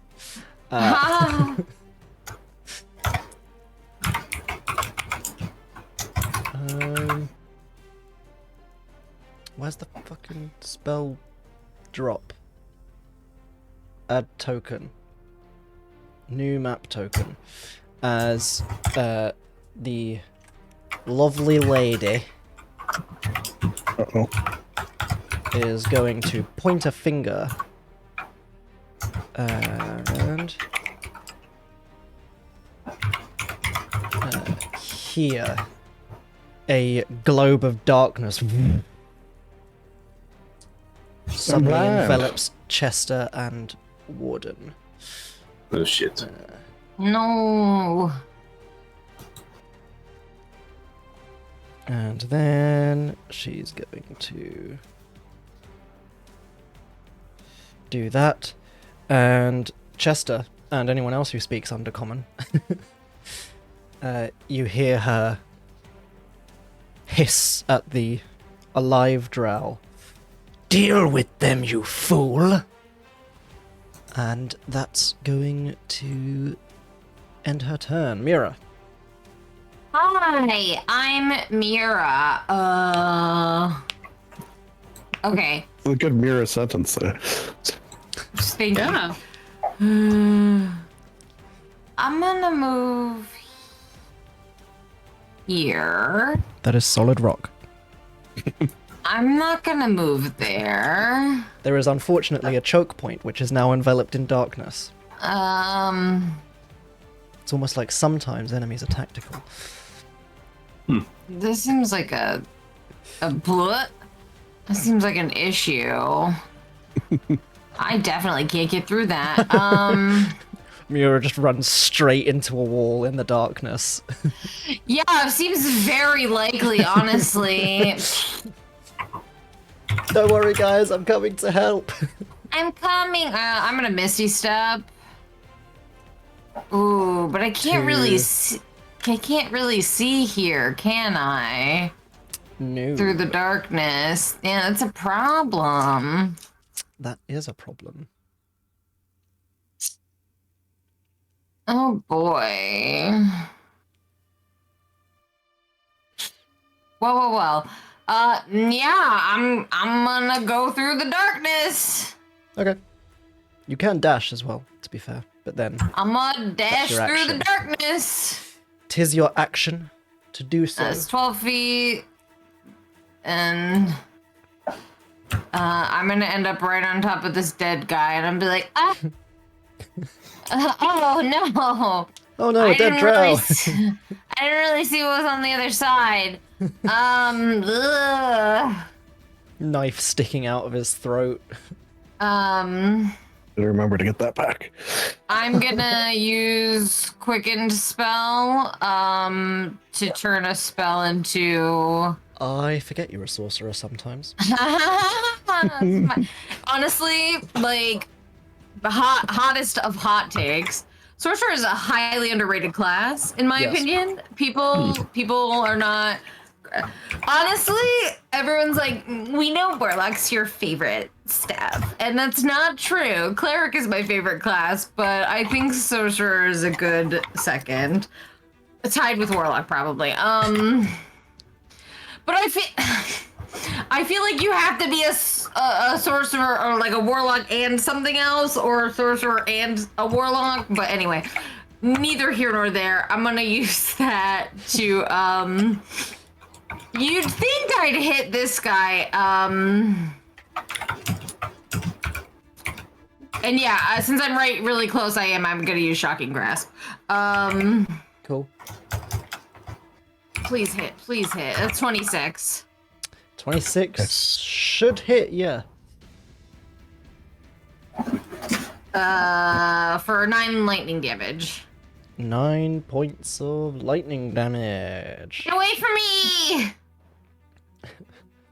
Excellent. As the wet hand just kind of slaps on the drow's chest and then lightning 100%. crackles. It's like one of those machines that you use to like get, except Mira's like, eh. Oh, we lost Lindsay. Oh. Oh, we Rip. have. Oof. Oof, indeed. Back. There she is. She is, yes. I don't know what happened. My Discord just said nope. It does that sometimes. Just Currently- nope. Steph is DM. Cool. And Mayward is everybody. Lindsay. And I'm Ethan is Ethan. super sorry about that. I don't That's all know. good. I'm always. But yes, as Mura, that's her name, reaches out and shocks the drow. He staggers back, slumps against the wall. He is breathing heavily and looks like he is struggling to stay on his feet at the moment. Does that end Mira's turn? Get away from me! Yeah, can I shove as my... No, I'm joking. The drow is gonna go ahead and...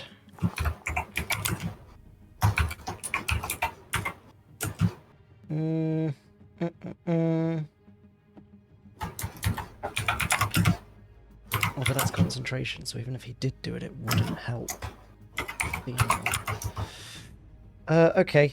He kind of reaches towards his back and in one smooth motion draws and slashes down at Mura with this long, curved, spider-motifed scimitar with a kind of slightly extended handle for some weird reason.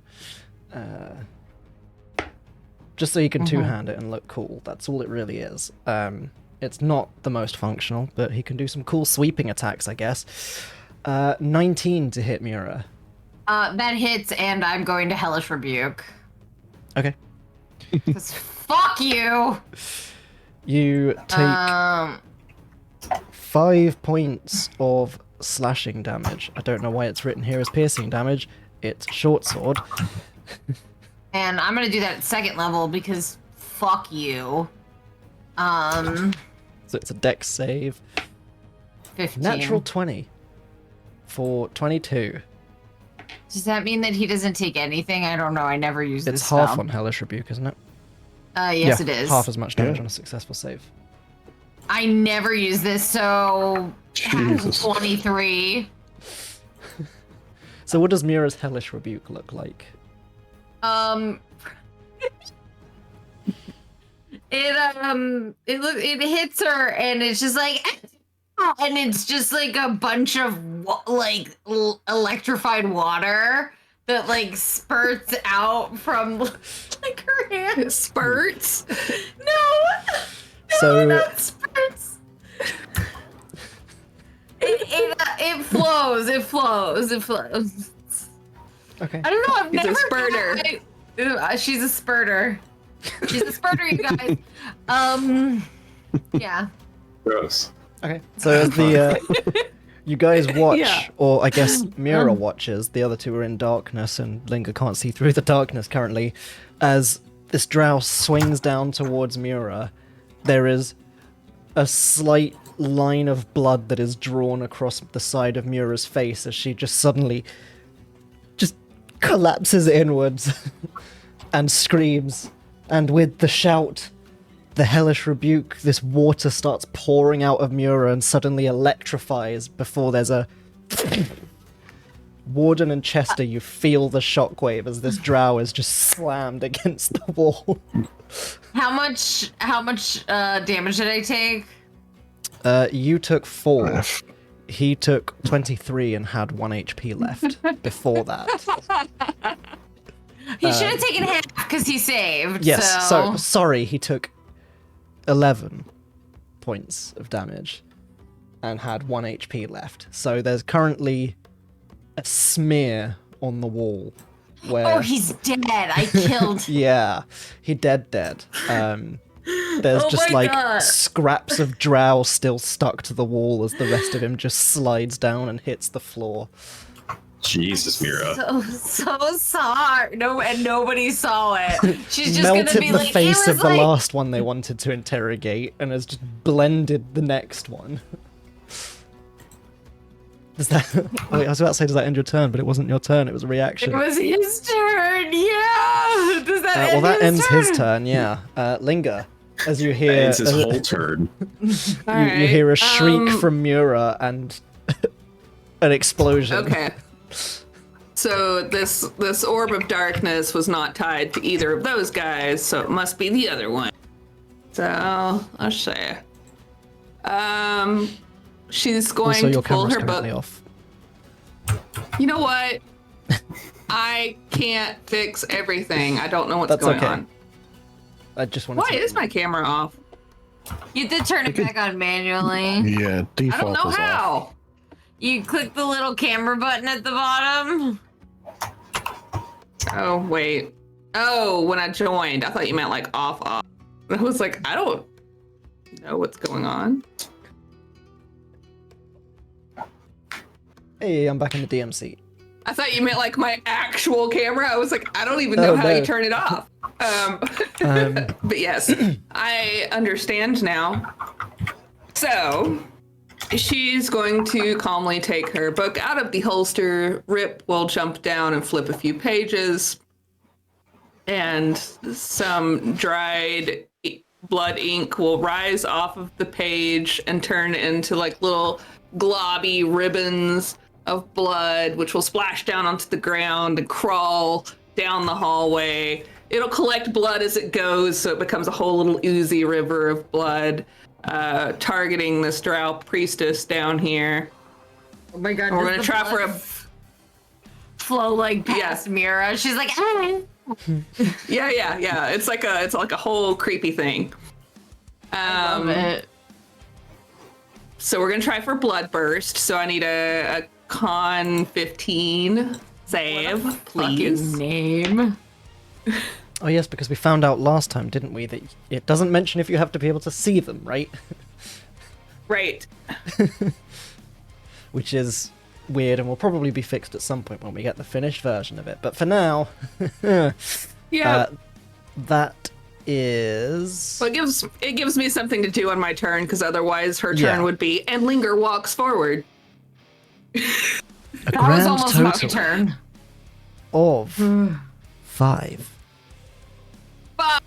All right. You cause a creature, so this blood. Yeah.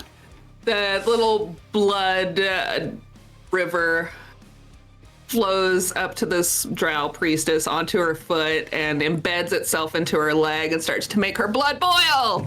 Let's see, first outwards, constitutes 4d6. So that's 20. And if there is anything within 10 feet of her, they also need to do a save and let me know if I need to roll that. Within 10 feet is a very good question. No, haha, not. Sometimes there's collateral damage.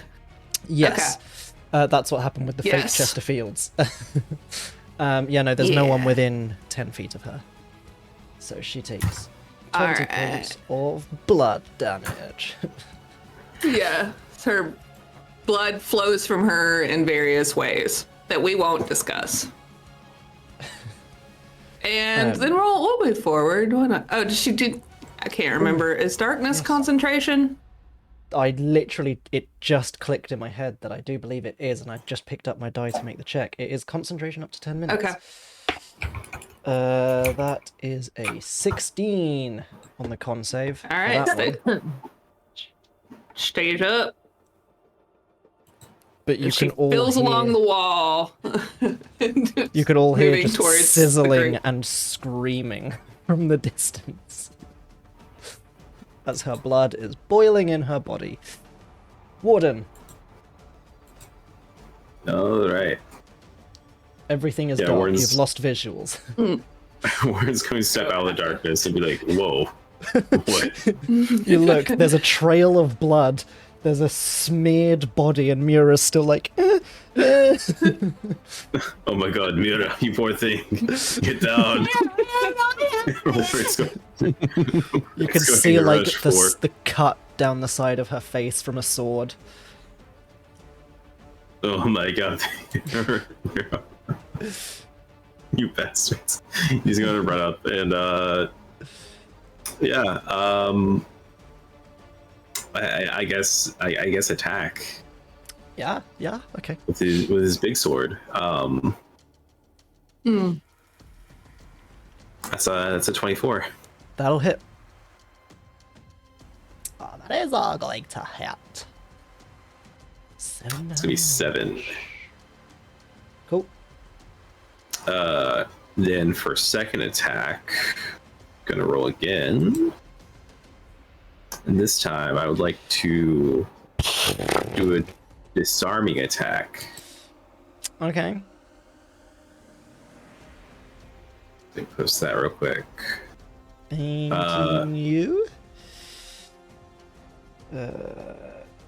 Strength save.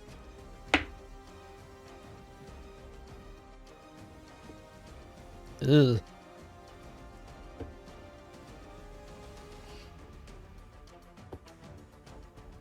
Oh. I think I just saw everyone freeze and then unfreeze. Oh. Whoa. But yes, cool. Disarming attack is a strength saving throw. I do believe. And she rolls a 15. Ooh, that's my DC. So she manages to keep hold. Okay. As you swing Okay, at her, at this vicious whip you can see in her hand. You hear the faint sound of possibly hissing snakes? 16 will hit, and that's 4. Oh, that's damage. No, that's the damage. Oh, that was that's damage. Plus. Fuck me. Yeah, So that's 20 damage plus my superiority die too. So yeah, Okay, so 20. she takes 20 points of damage, but manages to keep hold of the whip. Does that end Warden's turn? That will be it. Yes. A Chester. Is it still dark? Oh yeah, I need to roll She for that. concentrates. It is still Couple dark. rolls. It is indeed still dark. All right, he's gonna step out and then. She keeps rolling. Oh, my. Just enough. And then going to jump the rest of the way here. We need her alive, don't forget, ideally. And he's going to try to non-lethally, I guess, with his rapier. 23. Hits. And Guys, does please. non-lethal 10 non-lethal damage. Overload, please. Yeah, when you say we have to take them alive, Warden's like, I tried disarming her. I did the best I could. And then bonus action, he's going to use his mage hand to try to knock her prone. So that's Another strength a save 14. from her, which she's Yeah. not great at. That is a 10. So she's prone as well. As you push her, she kind of... It's almost like she would have kept her composure and posture and would have been able to stay on her feet if you hadn't pushed her just hard enough that she trips over one of the trailing roots that has come out through the wall as she falls prone. And stay down. Does that end your turn? Yes, sir. In that... Gonna do another save for darkness. Is it? Lest we forget. Shouldn't it? Oh, she took damage from your... Yeah. Yep. I was like, she didn't take damage Less. from falling prone. That is a 7. Darkness gone. Hell yeah. As the globe of darkness just shrinks into Rip as he's stood there, hands outstretched, absorbing the darkness. Yes.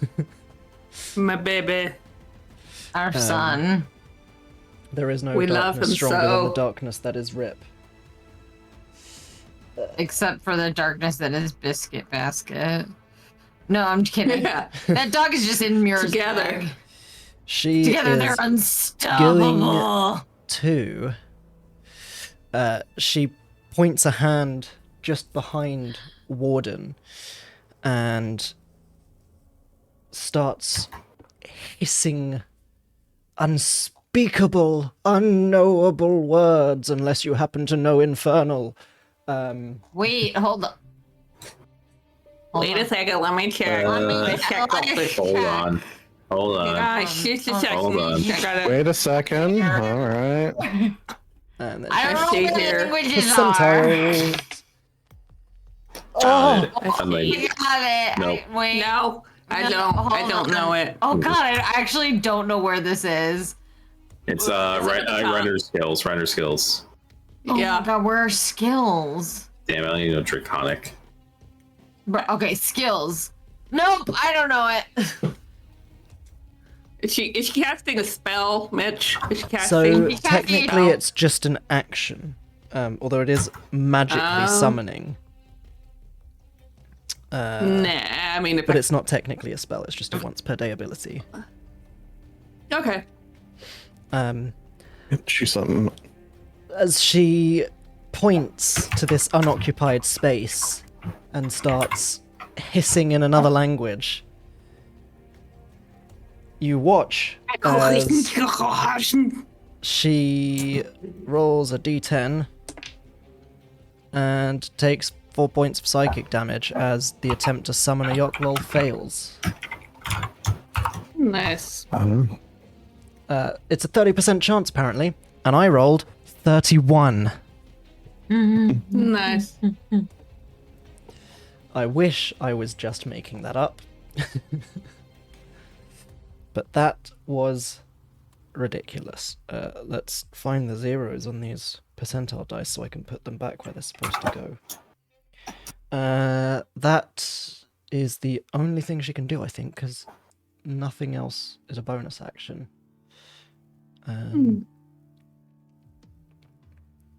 she's going to use half her movement to stand up, I guess, and brandish what you can now see as this snake-headed whip towards you guys. And as she kind of holds the whip out towards Warden and Chester, you see where the heads end as these kind of snake mouths, the hissing starts once again as they all start writhing and moving independently. Mira, Hi. as Chester reminds you all that he wants her taken alive. Okay. Mira.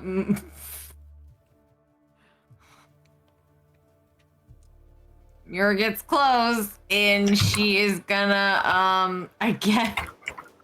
Acid splash. It went so well last time.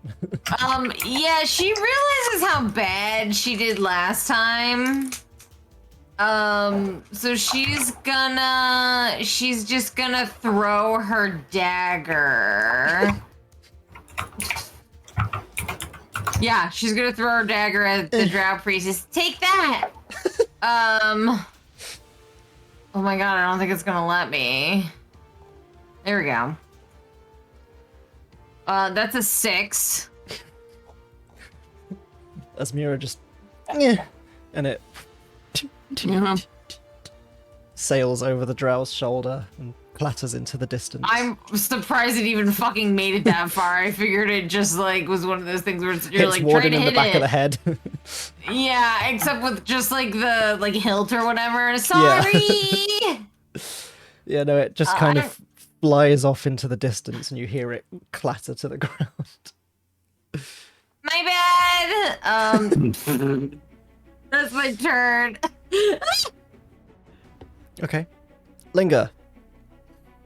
All right, we're trying to take this lady alive, so that leaves Linger out of combat because she will kill a bitch. And instead, is gonna. Yeah, we're gonna just. She's just gonna lean down and take some vials out of her bag and collect a little drow blood. Okay. And that's my turn. Cool. Sounds good. Yeah. Because she literally can't cast any magic that's not gonna... I mean, I guess she could be like, light! But that... And then Linger said, let there be light! But then, like, it would catch in the spores somehow, and that would, like, eviscerate, and who knows? I can't trust magic right now, so we're just gonna collect. Okay. Collect blood. Warden. Alright. Yeah, I'm going to non-lethally hit her with like the flat edge of my sword. Okay. Crits and accidentally caves her skull in.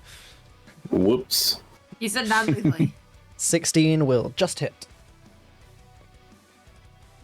That's some brain damage. 11 points of damage is enough as Warden just steps in with the baseball swing. Just slams the flat of the blade against the side of her head. She staggers across, slams her head into the side of the wall, and just unconscious slides down. Snake whip drops to the floor. The snakes stop moving. We did it. On 1 HP, because otherwise it will put her at kill. And I think non-lethal does specifically leave them at 1 HP, because otherwise they'd be dead. Yeah.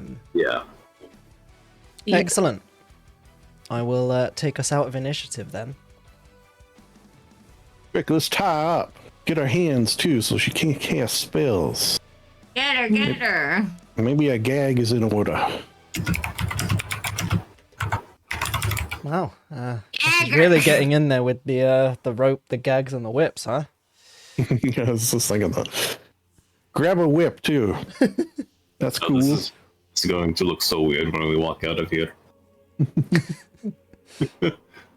Yeah. Do we see anything in this corner? It sounded like she was yelling at something. Yes. As you look around, the first thing you see is Mura's dagger. I'll grab it for her. Thank you. Let me grab mine too. Yes.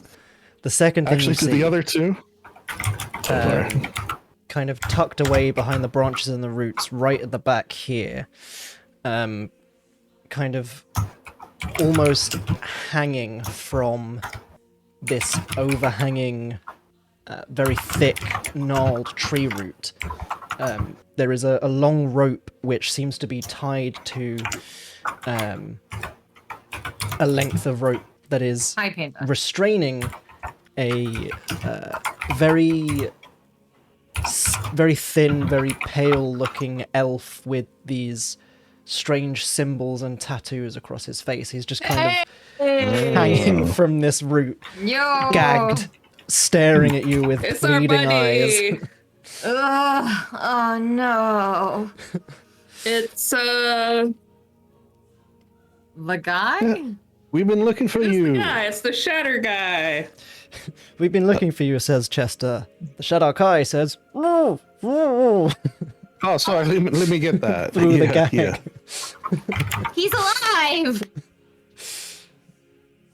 Yeah, it was kind of, I didn't want to describe him as hanging from the roots, because then you'd be like, oh damn, they killed him. He's been like hanged by the throat. It was like, you know, when someone's tied up, their arms are like tied behind their back, and then that's tied up. Yeah. I couldn't think of the exact description and words for it, so the previous is what I went with. But you did fine, Mitch.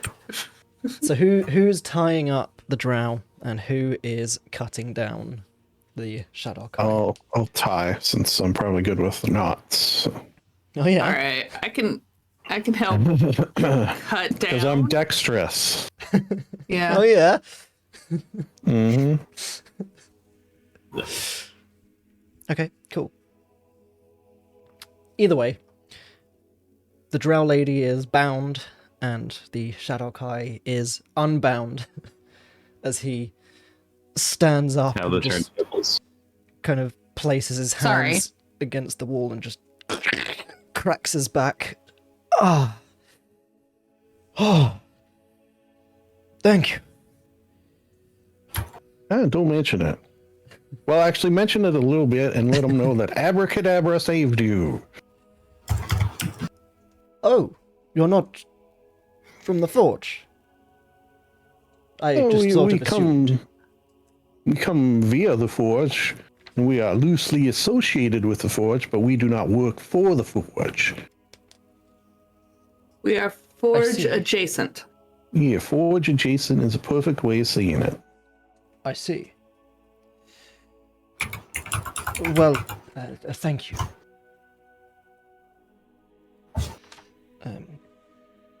Was hanging there for quite some time, and she was quite vicious, and you can see, like, fang marks and whip marks all across his body. as he is just kind of wearing this very tattered pair of breeches.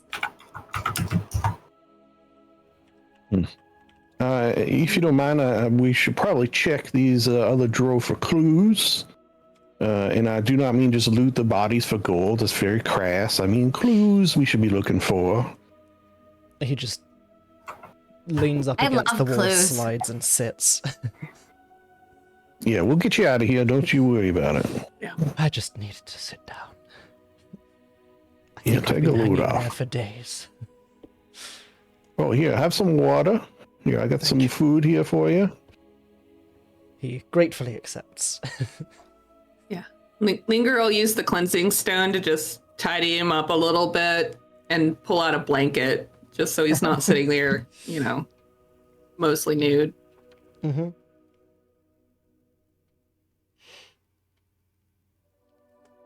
He is just fully engrossed in the food and drink. That's as you guys investigate the drows. So if you're going ahead and looting, who is looting who? Isn't that always the question? Yes.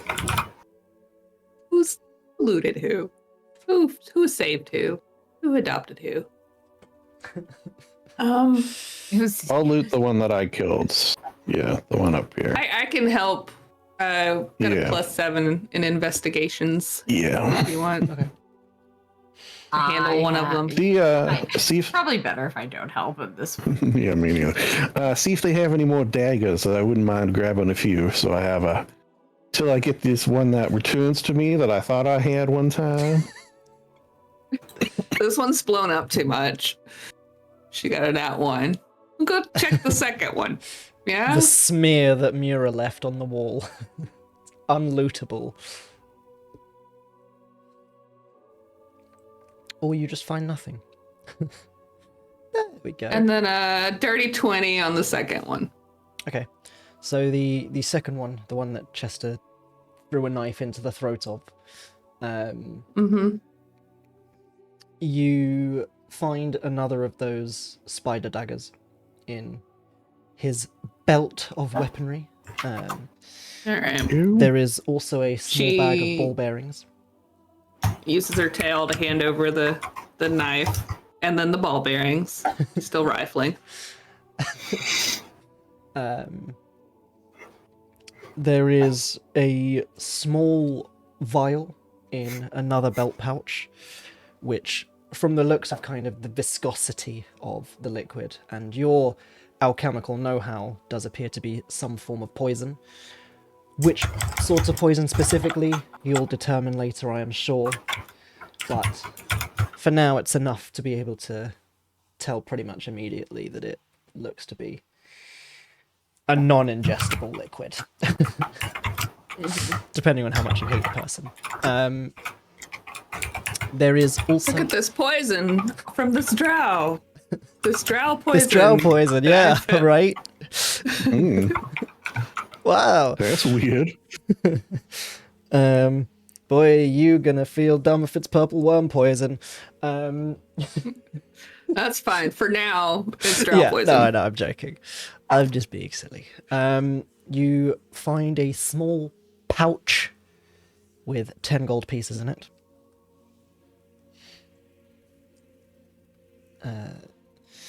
And I'll just put that in the... Finally, there is a small pendant in one pocket, which is this kind of small bronze disc, which is kind of blank and a little tarnished on one side, and as you turn it over, it is emblazoned with a bright sun from the looks of the symbol. That's kind of surprising, to be honest. Indeed. You wouldn't think Dro. Right? Yeah. Well, we're such on the same wavelength, we don't even have to finish each other's... Sandwiches. Sandwiches, exactly. Spells. I love sandwiches. And trips. But yeah, that's it for the 2 male drow. All right. Oh, so over to the female. If anyone wants to help, I'll help. you know. Okay. I'm the best helper. Actions.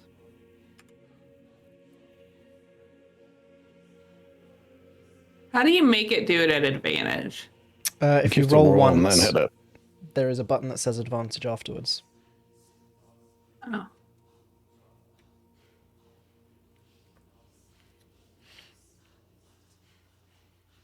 16. Yeah. You rifle through the robes of what seems to be this female drow priestess from the looks of things. There is, of course, first and foremost, the snake-headed whip, which I believe someone earlier said they were retrieving. There are a variety of spell components in her pouches. Most of them are sort of the more mundane, more commonly occurring spell components. Conveniently, some which Linger was missing. Hey. We'll take it. Who wants the whip? Do we have anybody that definitely wants it? Not me. I can't really use a whip from the looks of it. I mean, looking at my character sheet.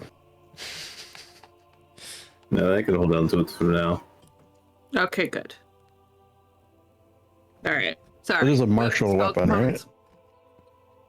What do you recall? Think so. But yes, so spell components. You also find there is a small diamond on her person as well, which looks like it could be worth about 200 gold. There are a few very well reinforced bottles of, from the looks of it, ink of a good enough quality for spell scribing. Ink. Take point. Because, you know, she do magic too. There is a rolled up and somewhat kind of loosely tied piece of parchment in one of the inside pockets.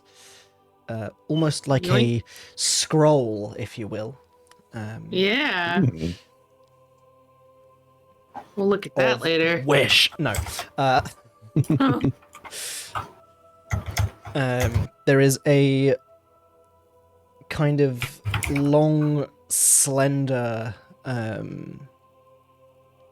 wand with these kind of silver filigree engravings that make it look like it's wrapped in webs. Ooh. And it has this small, just big enough that it would still sit comfortably at the kind of butt end of this wand when it's being held, an opal. Guys, we should take down spellcasters more often. This is great. Yeah, right? It's also because I often forget to put a lot of these things in, so when I do remember, I make up for it. There is also, on a similar holster on her hip, a book. Yoink. Which presumably would have been the first thing Linger separated from the person who had just used magic, because if she wakes up and she's still near enough to her book, there's issues. Yeah. So first things first, we remove the book, then we take the stuff, and then we'll look at the book, just in case it is a magic book. Yep. And then you can also see around her neck is a similar pendant. Like a sun pendant? Yeah, the Yes. sun Gaudy god pendant? strikes again. Okay. Yeah, Linger is going to back up with the spell book so that just so you guys can do the interrogation without her getting in the way. She doesn't want to get, she don't want to bother you. So she's just going to step back a little bit, maybe around the corner and cast light on like a rock and just do some light reading. No real reason, though. No, just be out of the way, Okay. So that's Linger. The drow is currently unconscious, but you reason you could probably shake her awake when you are desiring to speak with her. He's going to say to the Shadar-Kai gentleman, do you know why they took you? He swallows a rather large mouthful of food before... Jesus Christ. Sorry, it's Pandora. She scared the fuck out of me. He looks all the way up at Chester. Yes, I was part of the recovery crew that the Runestone Forge had sent to try and bring the airship or parts of it back, or at least report on what we had seen. My undercommon is somewhat rusty.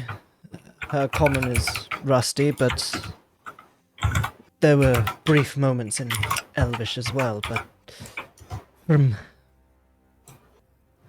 what I understood, and when she was particularly trying to get an answer and a rise out of me, she wanted to know what we had seen there.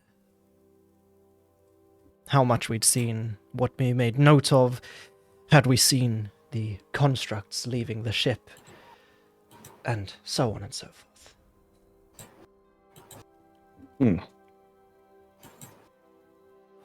What did you see?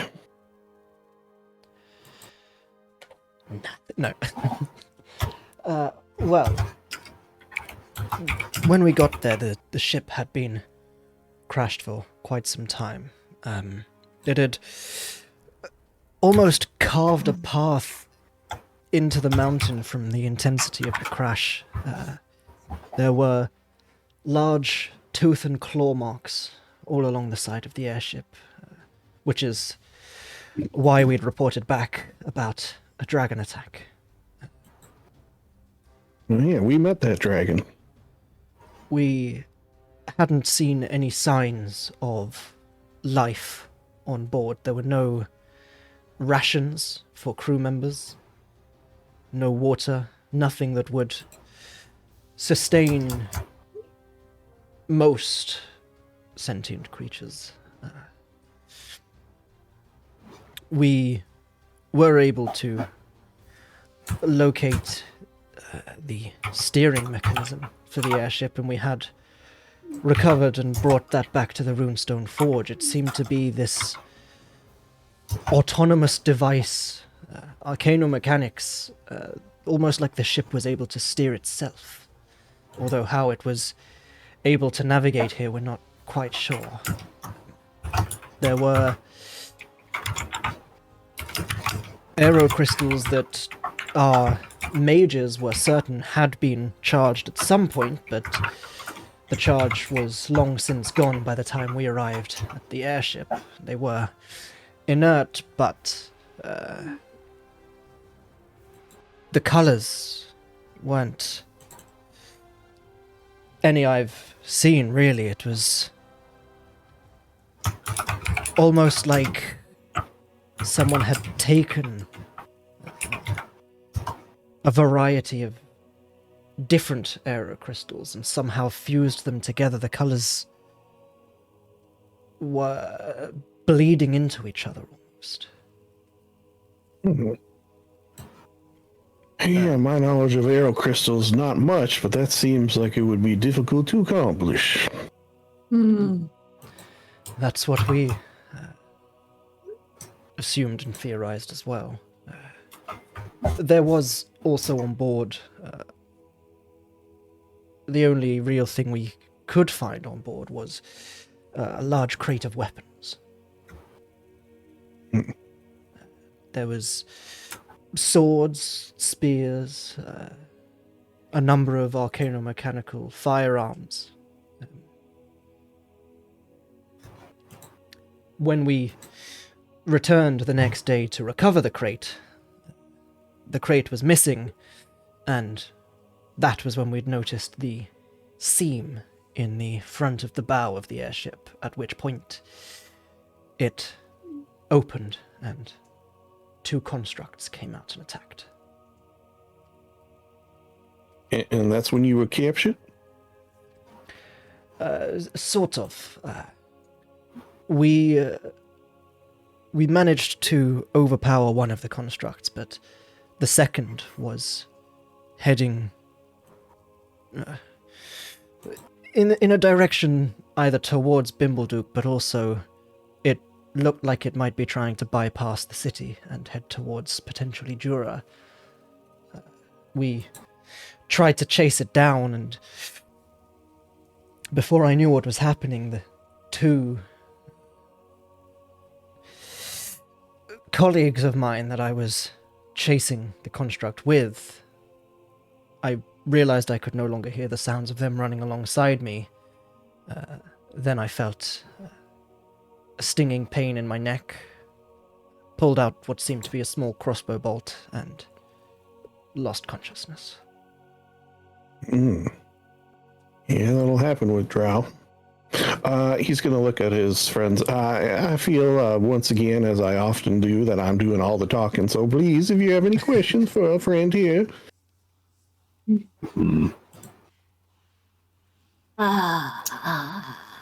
Very well. Okay, so let me ask you... Oh, did the construct say anything? Was there any sort of communication? He kind of closes his eyes and starts scratching at the back of his head. You see as a few of the tattoos and markings on his face start to glow.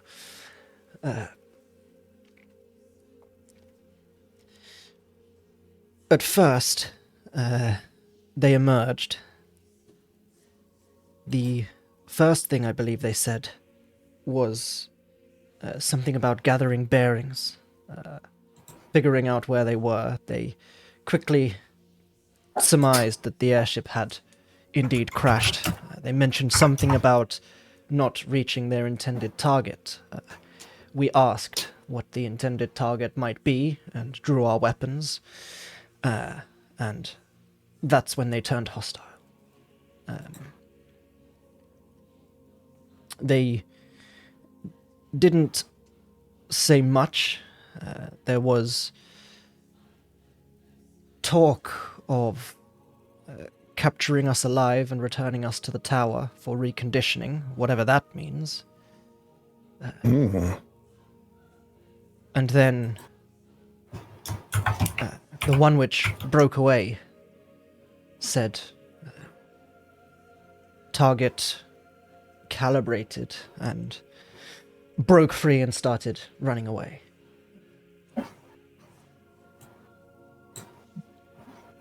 At which point the one we were fighting went into somewhat of a frenzy to try and keep us occupied, I think.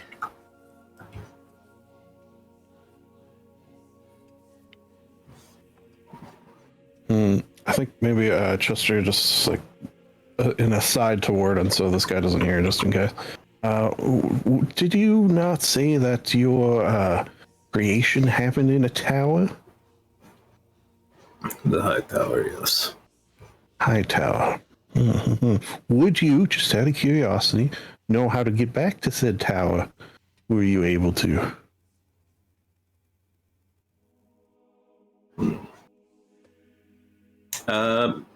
Pen. Mitch. Hello. Would Warden be able to? You kind of think back on it, and you get this weird feeling almost like you don't think you'd be able to give someone directions to it, but you also get the feeling that if you were to return to the Silent Isles, you would almost kind of innately know where you were going if you just set off towards it.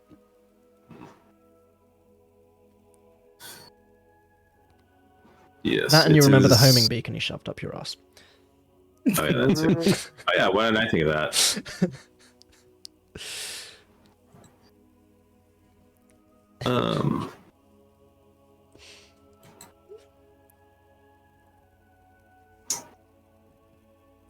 Yeah, it is something. It's hard to explain. It's something you kind of find on instinct. Okay, well, that's something to think on. Anyways, this seems to be a source of a lot of mysterious hosities.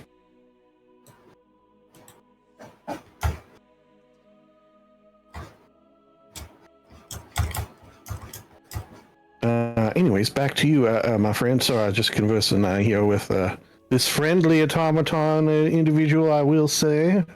No worries there. Automaton, I'm just a guy in a knight costume. I don't know what you mean. He's just a guy in a knight costume. It's actually just cosplay. Yeah, we found him at the local Ren fair. Yeah, this is Warbler. Don't worry about it.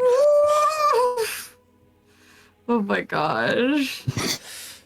All right, well, what do y'all think? Should we have a little word with this Dro individual here? I could throw up probably wouldn't be a bad idea to throw up a zone of truth while we talk to him. Yeah.